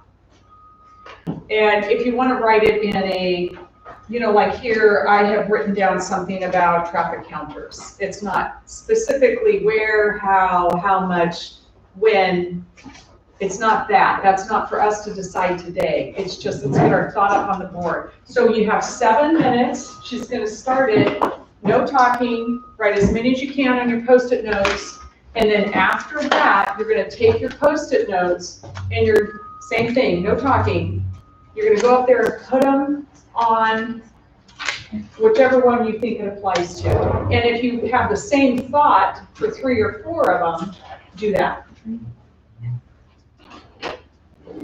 Is that clear? So cameras and lighting, there's everywhere. So I write 10 stickies? Well, no, you could do that with, I mean, it's parks, it's So see police, what- it's fire, it's code enforcement. So it's what it police. would fall under is community development, and I asked Dawn to break them apart. We got information technology and construction. Sorry? The information, IT is under administration, so that would, my cameras might be an IT thing. Because that covers all of the departments. So it's a good point. What you can say is, I want it on all of them. And then, you know what, we might make a separate sheet for that, just for cameras, I just, right? as an example. Because this is what we're gonna find out Okay. when everybody has their thought, and you're gonna say, wow, there's like 10 of them in the same spot. Okay.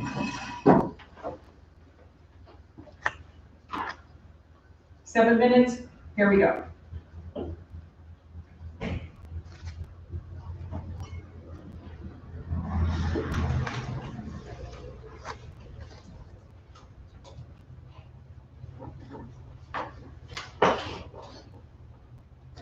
If I have to put my glasses on to see those, I take them off the sleeves. Well, yours is all like right here too. Yeah.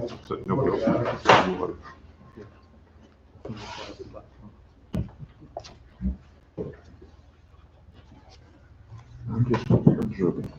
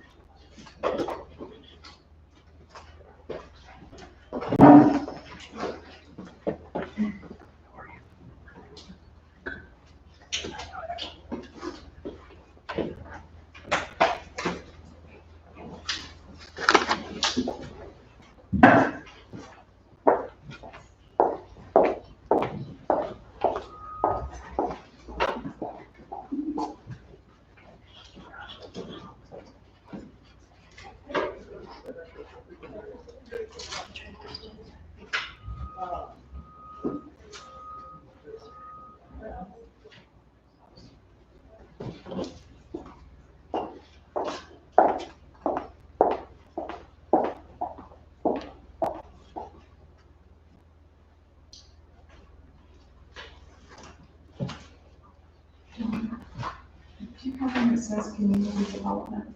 Oh. Can I want this is community development?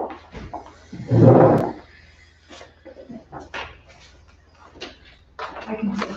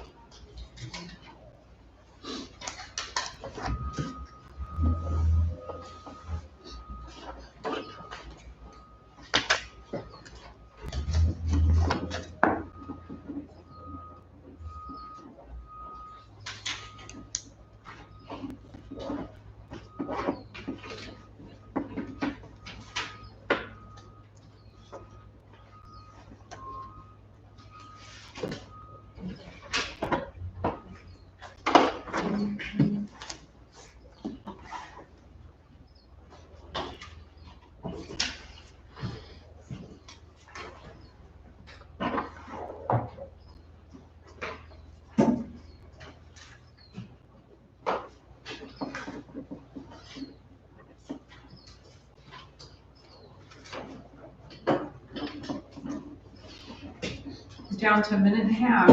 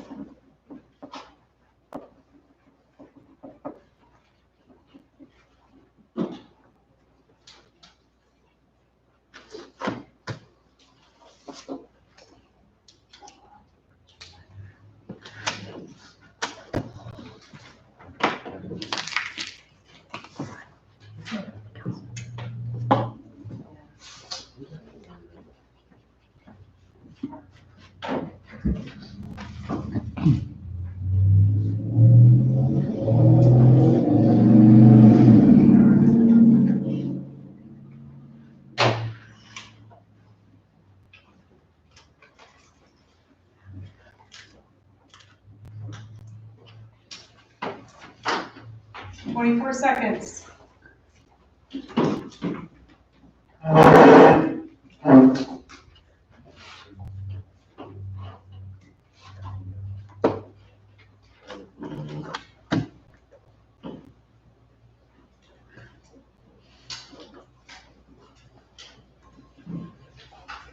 One. Okay, stop. All right, everybody, you can take just a few at a time. If you're nervous about being around people, either that or you take them up and you put them where you think they belong, on what sheet you think they belong. I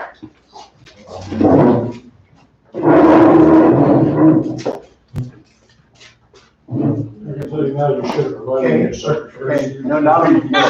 You're gonna keep it straight. Yeah. All right.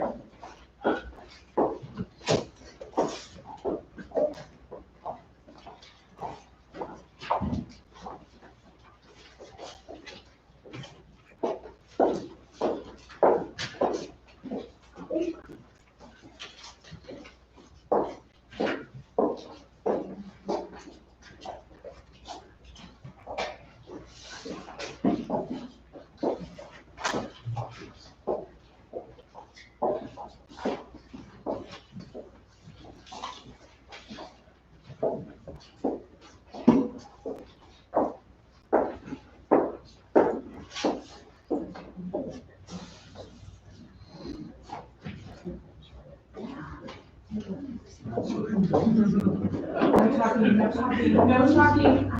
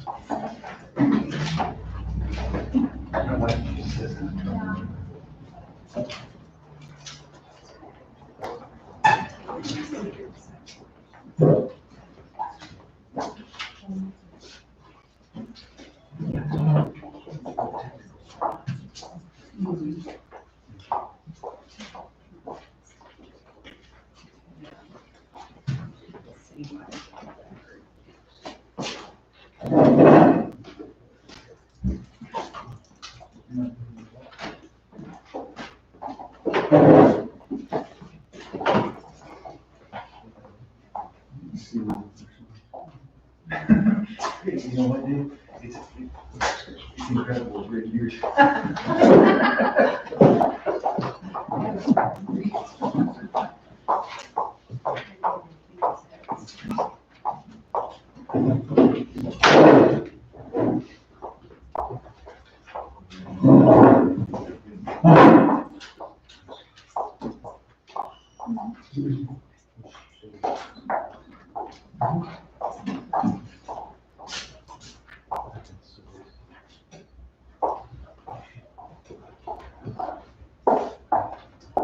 Okay, everybody got their stuff up?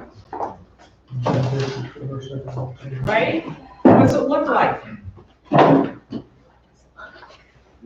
A lot of people. It looks like there's, who's teal? Who was teal this year? I'm a large teal. I'm a large teal. No, that's blue, that's baby blue. Okay. All right, so now the next thing is, how many of them up there do you think are duplicates that somebody else wrote? About half. Okay, so that's the next exercise. Who would like to be helpful? So let's say I need 3 people to come and cluster them. Whoever saw the movie iRobot? That's like one of my favorite movies, right? Where all of the light get together with each other. So it's gonna, somebody take these 4 here, somebody take those 4, and then somebody take those 3. And I want you to combine them with light. Like how many up here belong together, and you kind of cluster them together. If they all say the same thing, similar, then they all stay, you know, they just all create a little cluster. And then then I will come and take one final step and look at it, see if anything needs to really be moved someplace else, and then we're gonna circle it, and we're gonna name it, Like we did the last time. like we did last time. Who wants to volunteer? Don, would you like Point me to? in the direction you want. Why don't you go over to code enforcement, fire, police? Well, I loved what we did last time, but between what we did here and then the next report, I think we lost some of this detail. I would like to see us somehow not, I know I'm a micromanager, but not go as broad. There's some great ideas up here. It's not just pop. Like, I love pop, but pop with code enforcement, I'm like, whoa, I don't want to lose that. So this might be something really good for you as one of the committee members. So what's going to happen is this is all going to be, see Dawn's kind of put them together. I need another person up here who wants to volunteer for this. I can't talk and do both. So the ideas that come out of this, what really the next step would be, which we don't have time for today, but it's also not necessarily the responsibility of this committee. We're giving the ideas. We can present this to council. You're more than welcome to do that, saying here's the idea, but we haven't fleshed out the ideas that each individual had, because the next step would be, but see, we're all individuals. The next step would be is we all come to a consensus of what that meant. Is that what we didn't do last time then? Oh, it's not really, because a consensus, we can do that, but we're not the voters on it. We're not the ones. It really is what you really want is You want me to get the bylaws out on that? What we want to see is that the city council and the city staff gets a wide range of the community's thought.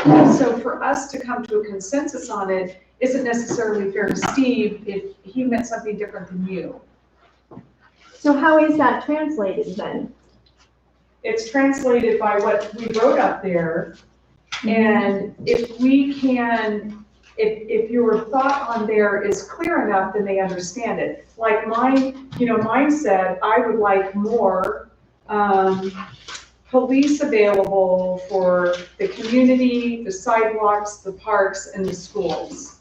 That's pretty self-explanatory of what I would like to see some of this money used for. I would like to have the cameras reestablished. Well, that's pretty self-explanatory. I don't need to say I want one on this street and I want you to put $10,000 in it and on this. That's not what we're trying to achieve today. We were trying to achieve, after presentation, what we really thought Measure U could be spent on. And that's where we're stopped today. Since these are anonymous and public record, can I take a picture of this? But have they been? I want the broad. I want the details. Well, you're gonna get all the details. They're gonna print it out for us too. Okay.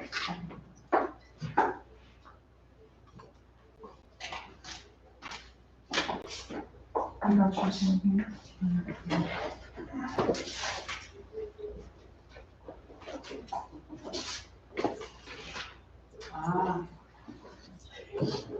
Where is?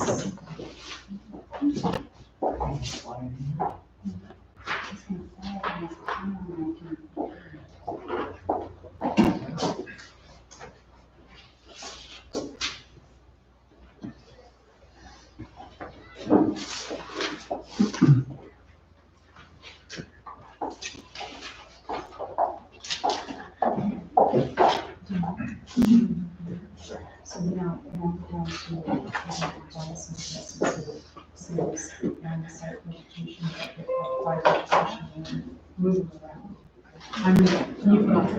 What happens is everyone here, but now there's lots of things here.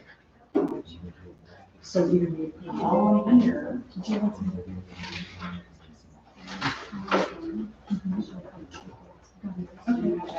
Okay, so vegetation. Vegetation. Tree replacement. Playground parks.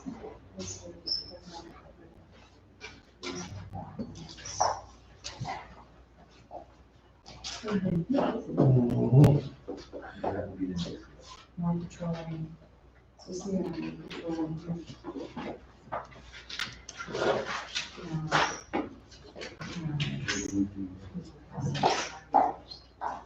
You see what I'm doing? There's people counters.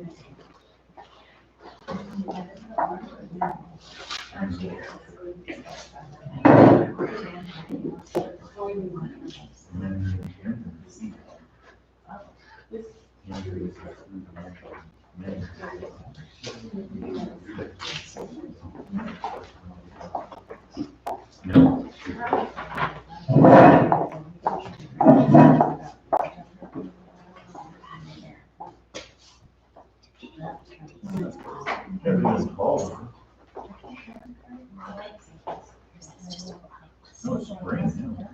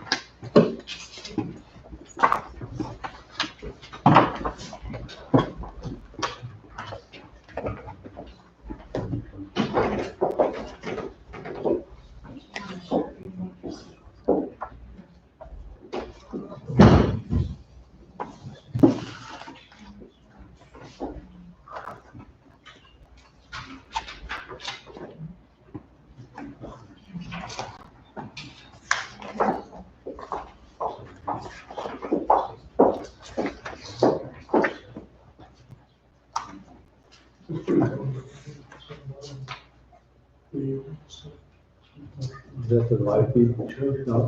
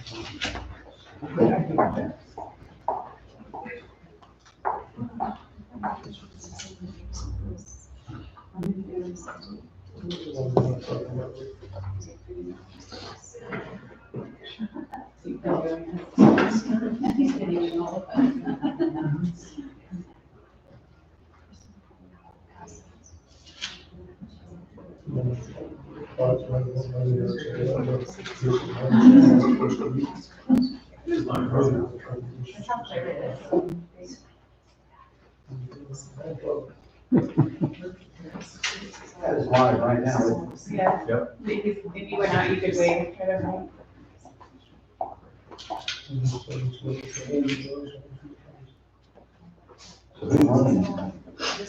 Our GIS specialist.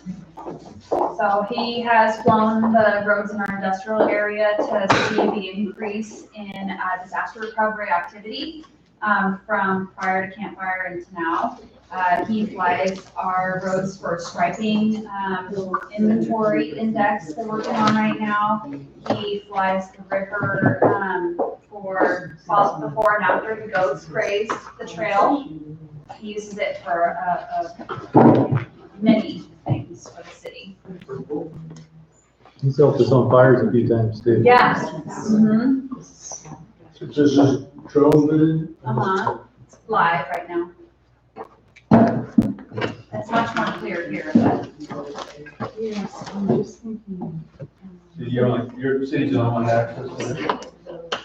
Currently, yes, I'm the only one that has access prior to the, aside from the GIS. And that's live and he's flying. Now I wonder who she's tracking. When does he fly? When is he flying? He flies, No set time. no set time, as requested. Random location. So is he paid, Mostly around Valley View and Canine. yeah, I shot that one down. But what is he, does he have like a set, contract for the city? No, he's our general GIS specialist, and he also works under the IT department. Okay. The map guy. He's our map guy. Mhm.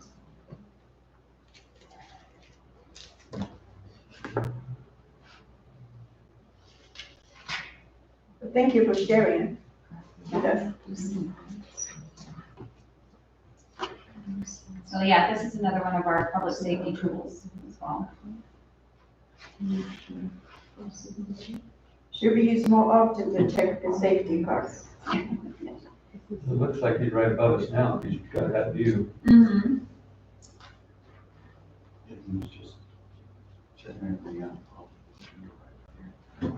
Have you guys used it in law enforcement for, like, somebody jumping around out of a car and the police are chasing it? We haven't used it for that yet, but we did use it last week or the week before when there was an accident at the corner of Mitchell and Myers. It was used one time also to search the Olive Orchard at Table Mountain and Grand Avenue for an individual. That's a good usage.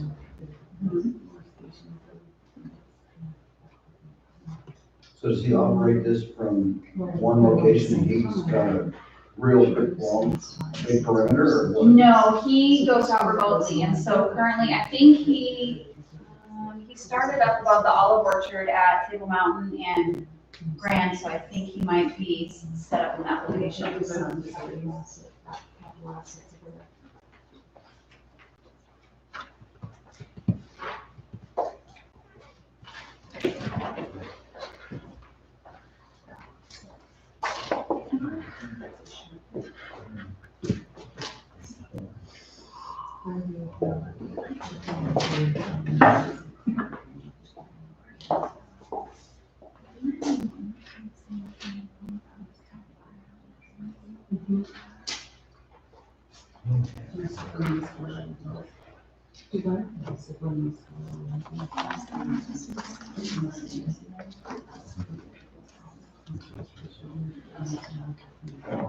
Actually, it's not on the agenda. It's not up for us. That's why. We're not supposed to, we don't do that. We just deal with this. Not us. That is a council. That's a council. You have to go to the council meeting to do that. That's what I'm saying. But we can't do none of that here. Yeah. That's not what I'm on. So we can make the recommendations, that's all. But as far as discussing it. As long as we can discuss it.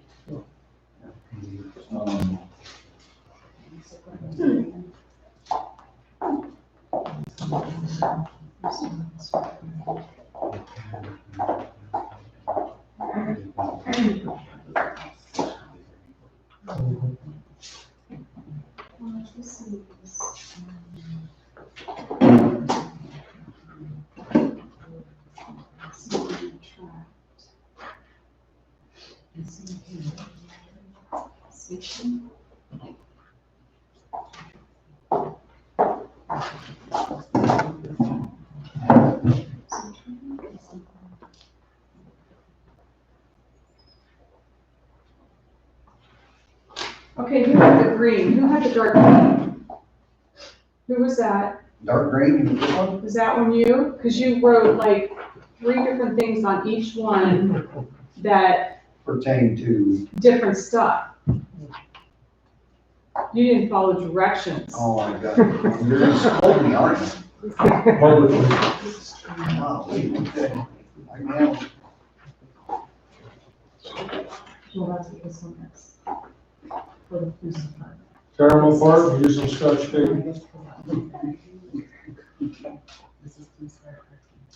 Safety scissors. These guys, We don't want That looks like those. But really what I meant was, that those technical fire Really and was. and That's what I police, said. they're all in the same area.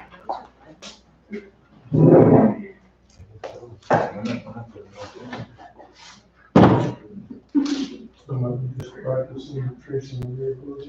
It was looking, yeah, Yeah, so they might be just practicing basic dust. it's pretty cool.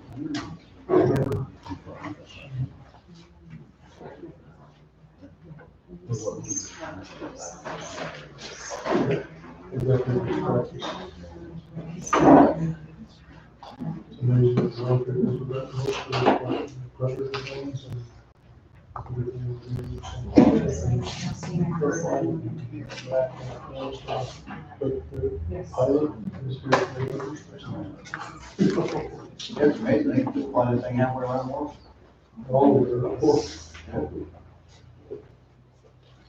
There is some such stuff line of sight. Yeah. The ones with the military. So they're from the UR. There's main planes in another country. Well, I know that is, we're going to go through the desert and see what come in the land and drone.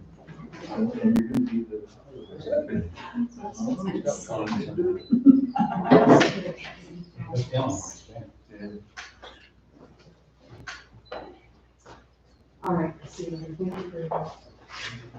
Okay, so the last thing that we did is we moved some things around. So, you had several thoughts on one piece of paper. So we tried to put it in an area that it really, Maybe I should have, but what I meant was for police and fire. Those 3 thoughts were for police. so because one of them was all about IT. There's a lot of IT. If you want it on police and fire, which I did the same thing, write 2 of them. Okay. Tech information, because you had like hire more, train them more, and buy equipment. And That's those what are, I meant. those are three different things. But you get the point, right? So you get the point. So here we are. Here we are with, can anybody point out something that has a lot on it that you'd like to chat about right out of the gate? It's almost 12 o'clock. And here's what I'll tell you about. So over here, we're gonna name them. Jackie, help name them. So what did you call these? You have a staffing. So staffing is this big one. Programming, meaning what is the staff gonna do? And training. I thought that was pretty good, right? We have a staffing, programming, and training. The staffing, let me read what everybody said. You have more boots on the ground, walking patrol, hop team, lots of them, community police for youth, i.e. schools, Axiom, basketball, parks, competitive comp package, attract good people, police staffing, police personnel, pop something between 911 and dispatch. We all basically said the same thing. But what I took from this, a lot of us really would like to see more community people. So with that said, Kay brought it up earlier, if I were the city council and looked at this, because these will stay up, they're gonna roll them up, they're gonna stay up. They're gonna keep pictures of this for us. We now know that the majority of us as community people would really like to see more police officers on the street, more police officers in the parks or walking around or on, right? Proactive rather than reactive? Yes. But we all came silently to a consensus in less than 5 minutes that that's what we would like to see in our community. It took 7. You what? It took 7. It's 7. So now, even though there's lots over here, and 2 of them are mine, but that's just where they ended up. See what I want. Kenny's is the same thing, but he has police salaries, equipment, and tech. So which all dealt with that, but higher salaries. So that we can attract the. So see, this is salaries and people. So I put you over here in training, because it was technology, provide, mine says upgrade technology and provide training, Correct. because I found those to go together. They do, yeah. So I'm happy with it being under training. Provide safety equipment. It's under training. Correct. That's where it ended up. Because I don't need a separate category for that. Okay. So here's training, and then guess what's down here? Programming is basically, you want more traffic monitoring, you want more trail monitoring, and more traffic enforcement. It's kind of saying the same thing. You want more people looking at what might be going wrong and being proactive. Is everybody happy with that sheet? Insightful. There's another one, I mean, that stands out to me. We'll come back to code enforcement.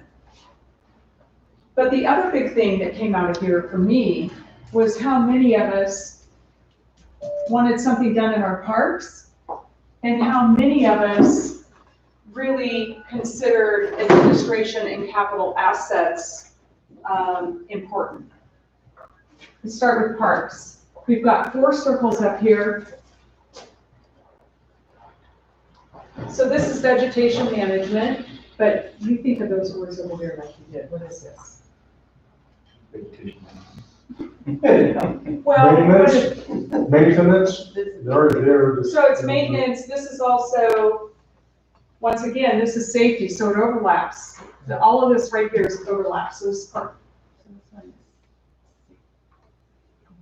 Well, yeah, building equipment maintenance and grounds and trees maintenance. So this could be maintenance too. Vegetation. And this is equipment. I spell maintenance. maintenance. There's an I in there. It says vegetation maintenance. Abbreviated.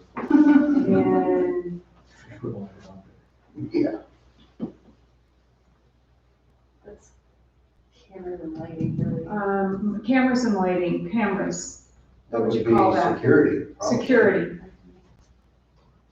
It's the same, but it's safety, but there are two things here. Safety and Physical safety and visual safety. Yeah. And then, equipment maintenance. I guess. For building maintenance. It's like park upgrades, really what it is. Or park usage. Okay, so typically, Access. so let's read them. So up here, vegetation maintenance, there's 3 of them, right? 3 of us said, get the goats, right? Line of sight management, thank you, Aaron, for bringing that to our attention, that we could really use that in our community to cut down on a lot of things, and that at least 3 of us thought Measure U money could be spent towards that. So here's another one, we just kind of marked safety, but it says park safety, eyes on the people, lights, that was Kenny's, there's 3 of them here, so it's park safety, lights, you have safe parks, safe trails, park rangers. Yeah, good luck with that. I told you. You're a doctor, aren't you? Anyway, Can't more regret it. patrolling. So here we have more patrolling over here, but a lot of this really has to do, you see this safety matches one of those over there, really, right? The type of safety people that we're looking for. We're looking for a lot of them to walk the, sidewalks, hang out with the kids. Same thing here, safe trails, safe parks, monitoring. Over here, you got the security, you got cameras, people counters, establishing community cameras, lighting, cameras to catch the vandals, trail and traffic counters. Park enhancements, playground replacement, equipment replacement, I'm assuming, promote good visitors to the parks, safe playgrounds, usable restrooms. As you can see, there's a lot of overlap in here. Would you say that? Mm-hmm. But that's how, in some of it, I mean, if I really want to get in the minutia, we combine some of them and ask, what does that mean? Does it mean the same as this? Can we combine these 2 together? And you'd end up with, 5 or 6 that basically honed in exactly what it is that this room thought of for the day. So basically, we all want our parks back. We want them to be safe. We want them to be well lit. We want the bathrooms taken care of. We want the vegetation. This is inspection. Daily inspections. So, have a maintenance person go and drive through the park. I think they actually do it like 5 times a day, but. Well, that's what it says, it was daily inspections. Anyway, so is anybody have any questions about this? Are they satisfied with just kind of, that's really all, we all want our parks back in shape, don't we? Do we all think that Measure U money is considered safety for the public for that use? It seemed like a lot of us did. I'm really surprised to the extent of how everybody said we want more, right? Would you have thought that? Of course I did. We Yeah. did this 2 years ago, and that was on the ballot measure, so Yeah. I'm not surprised by that at all. So the next one here, let's go through administration, finance, HR, clerk, and IT. There was a lot of IT, and of course it's spread around, but it's over there, it's here, it's the cameras, it's the lighting, it's making sure everybody's trained on it. But you have a complaint management system, you have making sure that all of the IT is updated for the police and fire, police, parks and rec, upgrade all the technology. So that's, that's a lot of IT dollars, but everybody seemed to want that, and this one has like 3 of them on it. It's a marketing commercial. Yes. So, this is all staffing, and this was the support staff, 1, 2, 3, 4, 5, 6. 6 of us said I said have a dedicated person to work on Measure U if it makes sense. I know a lot of it has fall on Ruth, maybe we need to do that. Hire employees for staff, health administration, support staff, you get the picture, that was important. Streets. Linda, something on there are my 3 where I do not, several of my comments are where I do not think the money should be spent. And I know that that's probably not a positive thing for example, a generic administrative assistant, no, I don't think that's Measure U. Put in context of a Measure U person who will work, it's a completely different. So so the task was to put something in writing that you thought Measure U money could be spent on. If it's something that you don't think it is, it didn't necessarily fit up here in the exercise for today. It's valuable information and certainly worth, the input in an email to the city council or, through the committee. Thank you. Yeah. So, now we're getting down to some smaller thoughts, but they're still thoughts, of 1 and 2, over here, right tree in the right place, replace trees. How come you don't read those green ones, Linda? Yeah, I'm trying. Undergrowth. See, this one would be the goats. Okay, right tree, right place. And, frankly, these could probably go, with the parks and the safety and the trees, but it's not just parks. It's like Dawn said, the tree people, are everywhere. So we wanted to leave them on the trees. And that was a huge category 2 years ago. Huge. And look at all the progress that has been made. And now it's only 3 comments. And it was a huge covered. But it's also something, if we were asked today, do we want to continue to fund it? Yes. And same thing as we asked here, capital assets, really what it boiled down to. Look how many it says continue to fund. Continue to make sure that our buildings are safe. The facilities, the police, the fire, city, faculty expansion to support the personnel, roof repairs, building and vehicle equipment. I just said continue funding capital assets as needed. That's really, because that's, whether it's the building, whether it's the fleet, equipment, or facilities, it's needed, and we didn't have any money for a long time. So, code enforcement. We'll go over this one and we can be done. That's a sewer page. So code enforcement, once again, it's an overlap. You have blight enforcement, homeless issues, streets, clearing alleyways, problem-oriented code enforcement programs, in other words, make sure, and public safety. So it's all about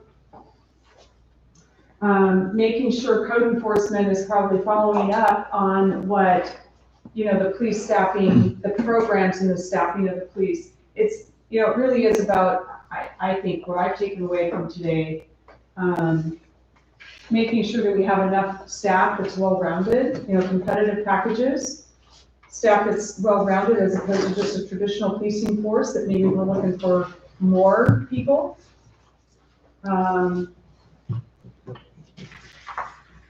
Maybe even with the fire department, where you bring that little firehouse back, right? Visiting the schools. So a lot of this stuff is because of the fire that doesn't have a lot on us, because I think we're in a limbo. We don't know really what direction we're going.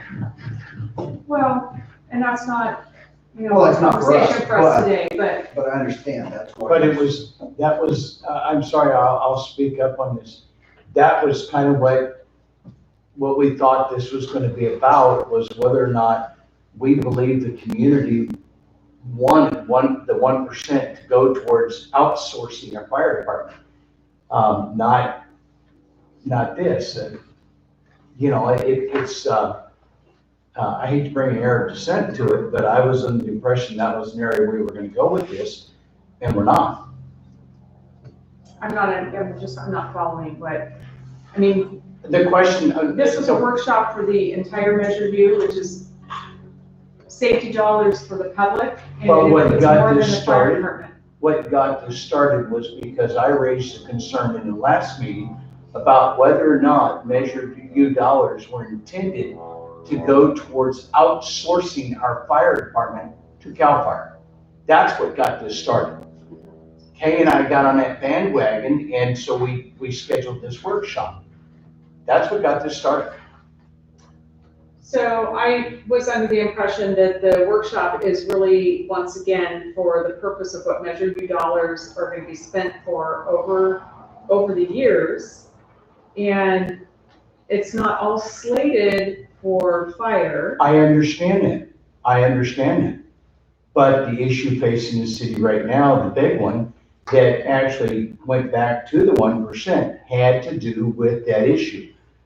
When Measure U came up, it was about saving police and fire, because we had just gone through having our departments outsourced again. And the community raised up and they were outraged about it. All right, Measure R got voted down, now we come to Measure U. And that literally, in fact, I think Bill even made a statement that this would save our fire department and our police department. So the question falls, did the city or did the community members vote in Measure U to have our department outsourced? I don't believe it applies. I don't believe we should be doing that. And I've never heard anyone say to me, other than retired Chief Brown in the last city council meeting, other than him, I've not heard one person say we should do that. The whole community's against doing it. And that's what I thought this was supposed to be about today. So we can certainly talk about that another time, but that's not the decisions that we're making here as committee members. And even though I was the mayor during that time, Measure U was passed as a general tax. And I know it was passed for, I voted for it. And I believe our community is better off because of it. And you know, when the city has had zero money for so many years. I understand that. The amount of money that it takes. I'm speaking, please. When the city is now in a place to move forward, but it has had how many years of lack of repair and lack of growth. I don't know, and I'm not in the decision-making seat anymore, what the best decision is. That's left up to the council. And all we're to do is to make recommendations. And I think it's also, it's like it's kind of like the technology. When you bought technology even 10 years ago, you thought it was going to be the best and you weren't going to have to replace it for 15, 20 years. You know, what's happening with technology is it has to be replaced over and over now, or we're not going to be competitive. And I don't know if the fire department or the police department is up to snuff on that stuff, and it's not for us to decide today. We are making recommendations for what the community as a whole would like to see those dollars spent on. I would also like to voice that it is also my role, of reading the bylaws, is to look at where the money is being spent in the list that Ruth did, and voice an opinion where I do not think it's appropriate. Okay. Again, I agree, Mr. Malone, it's my recommendation, but my recommendation is coming from talking to a lot of people in this community. So I understand it might not be for today, but the issue of looking at and recommending to council an opinion on how the money has been spent up to March of 21, there should be an opportunity to voice, yeah, I'm not sure that really applied. So, okay, with the blue ones, they're separately circled, the ones with the knots on them, and those are going to be notated as in a report. I think Dawn was going to work on it. Okay. And so it's going to be nothing on here is going to come up missing. And it's gonna be notated. Yes, Brian. And talking with Kay and Steve and listening to what they're saying,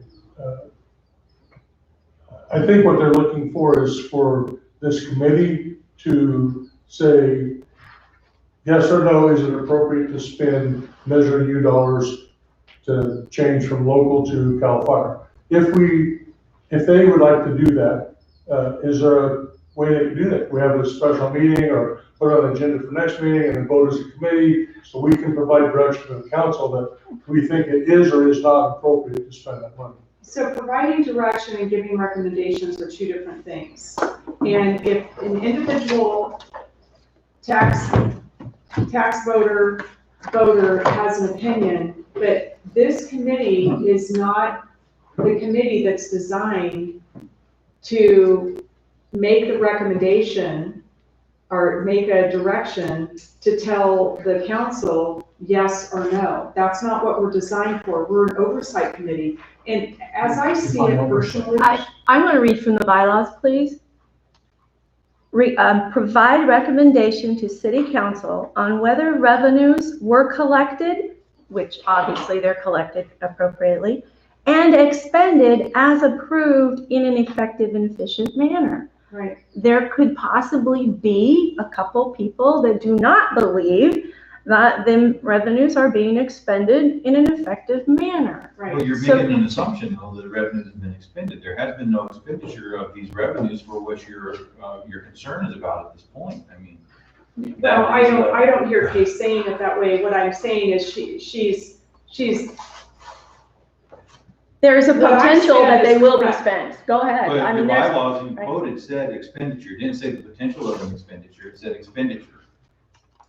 So my question to that, Bill, would be then, what does that mean? Does that mean if we wait till it's done and say, okay, well, we don't agree that it was proper expenditure, but then it's too late anyway? Well, then that's where oversight is, because the oversight is, okay, this occurred, it shouldn't have occurred, and then that's where the oversight committee would report back to the community and to the council, which they should already be aware of, one would think, that this was an inappropriate expenditure, you believe, of these dollars.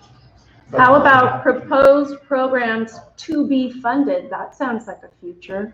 You didn't read that part. All right, I'll read it now. You need to Reduce. read it to me. I believe what you said. Okay. So. Okay. Certainly, and it's up here. It's up here that you put that up here. I guess for me personally is when I look at this as a community question, that and sitting in the seat of a council member, that you have to make a decision on what's best for the community at whole. And with everything that we've been through over the past 8 years, if not more, I can't, even when I was a new mayor and we had to lay off 44 people and Bill was there, it was a trauma that you can't even imagine. You cannot put a name, you cannot put a face, you have to just look at what we had to do. And at this moment in time, it's like, for me, I would look at proposition, I would look at proposal A and I'd look at proposal B, and I would not put a name to it, and I would not put an entity to it. I would say what is best for the community as a whole. And that's how I would make the decision if I were in these shoes. I'm not. I can't, but I remember being there. You can't get married to one hill or the other.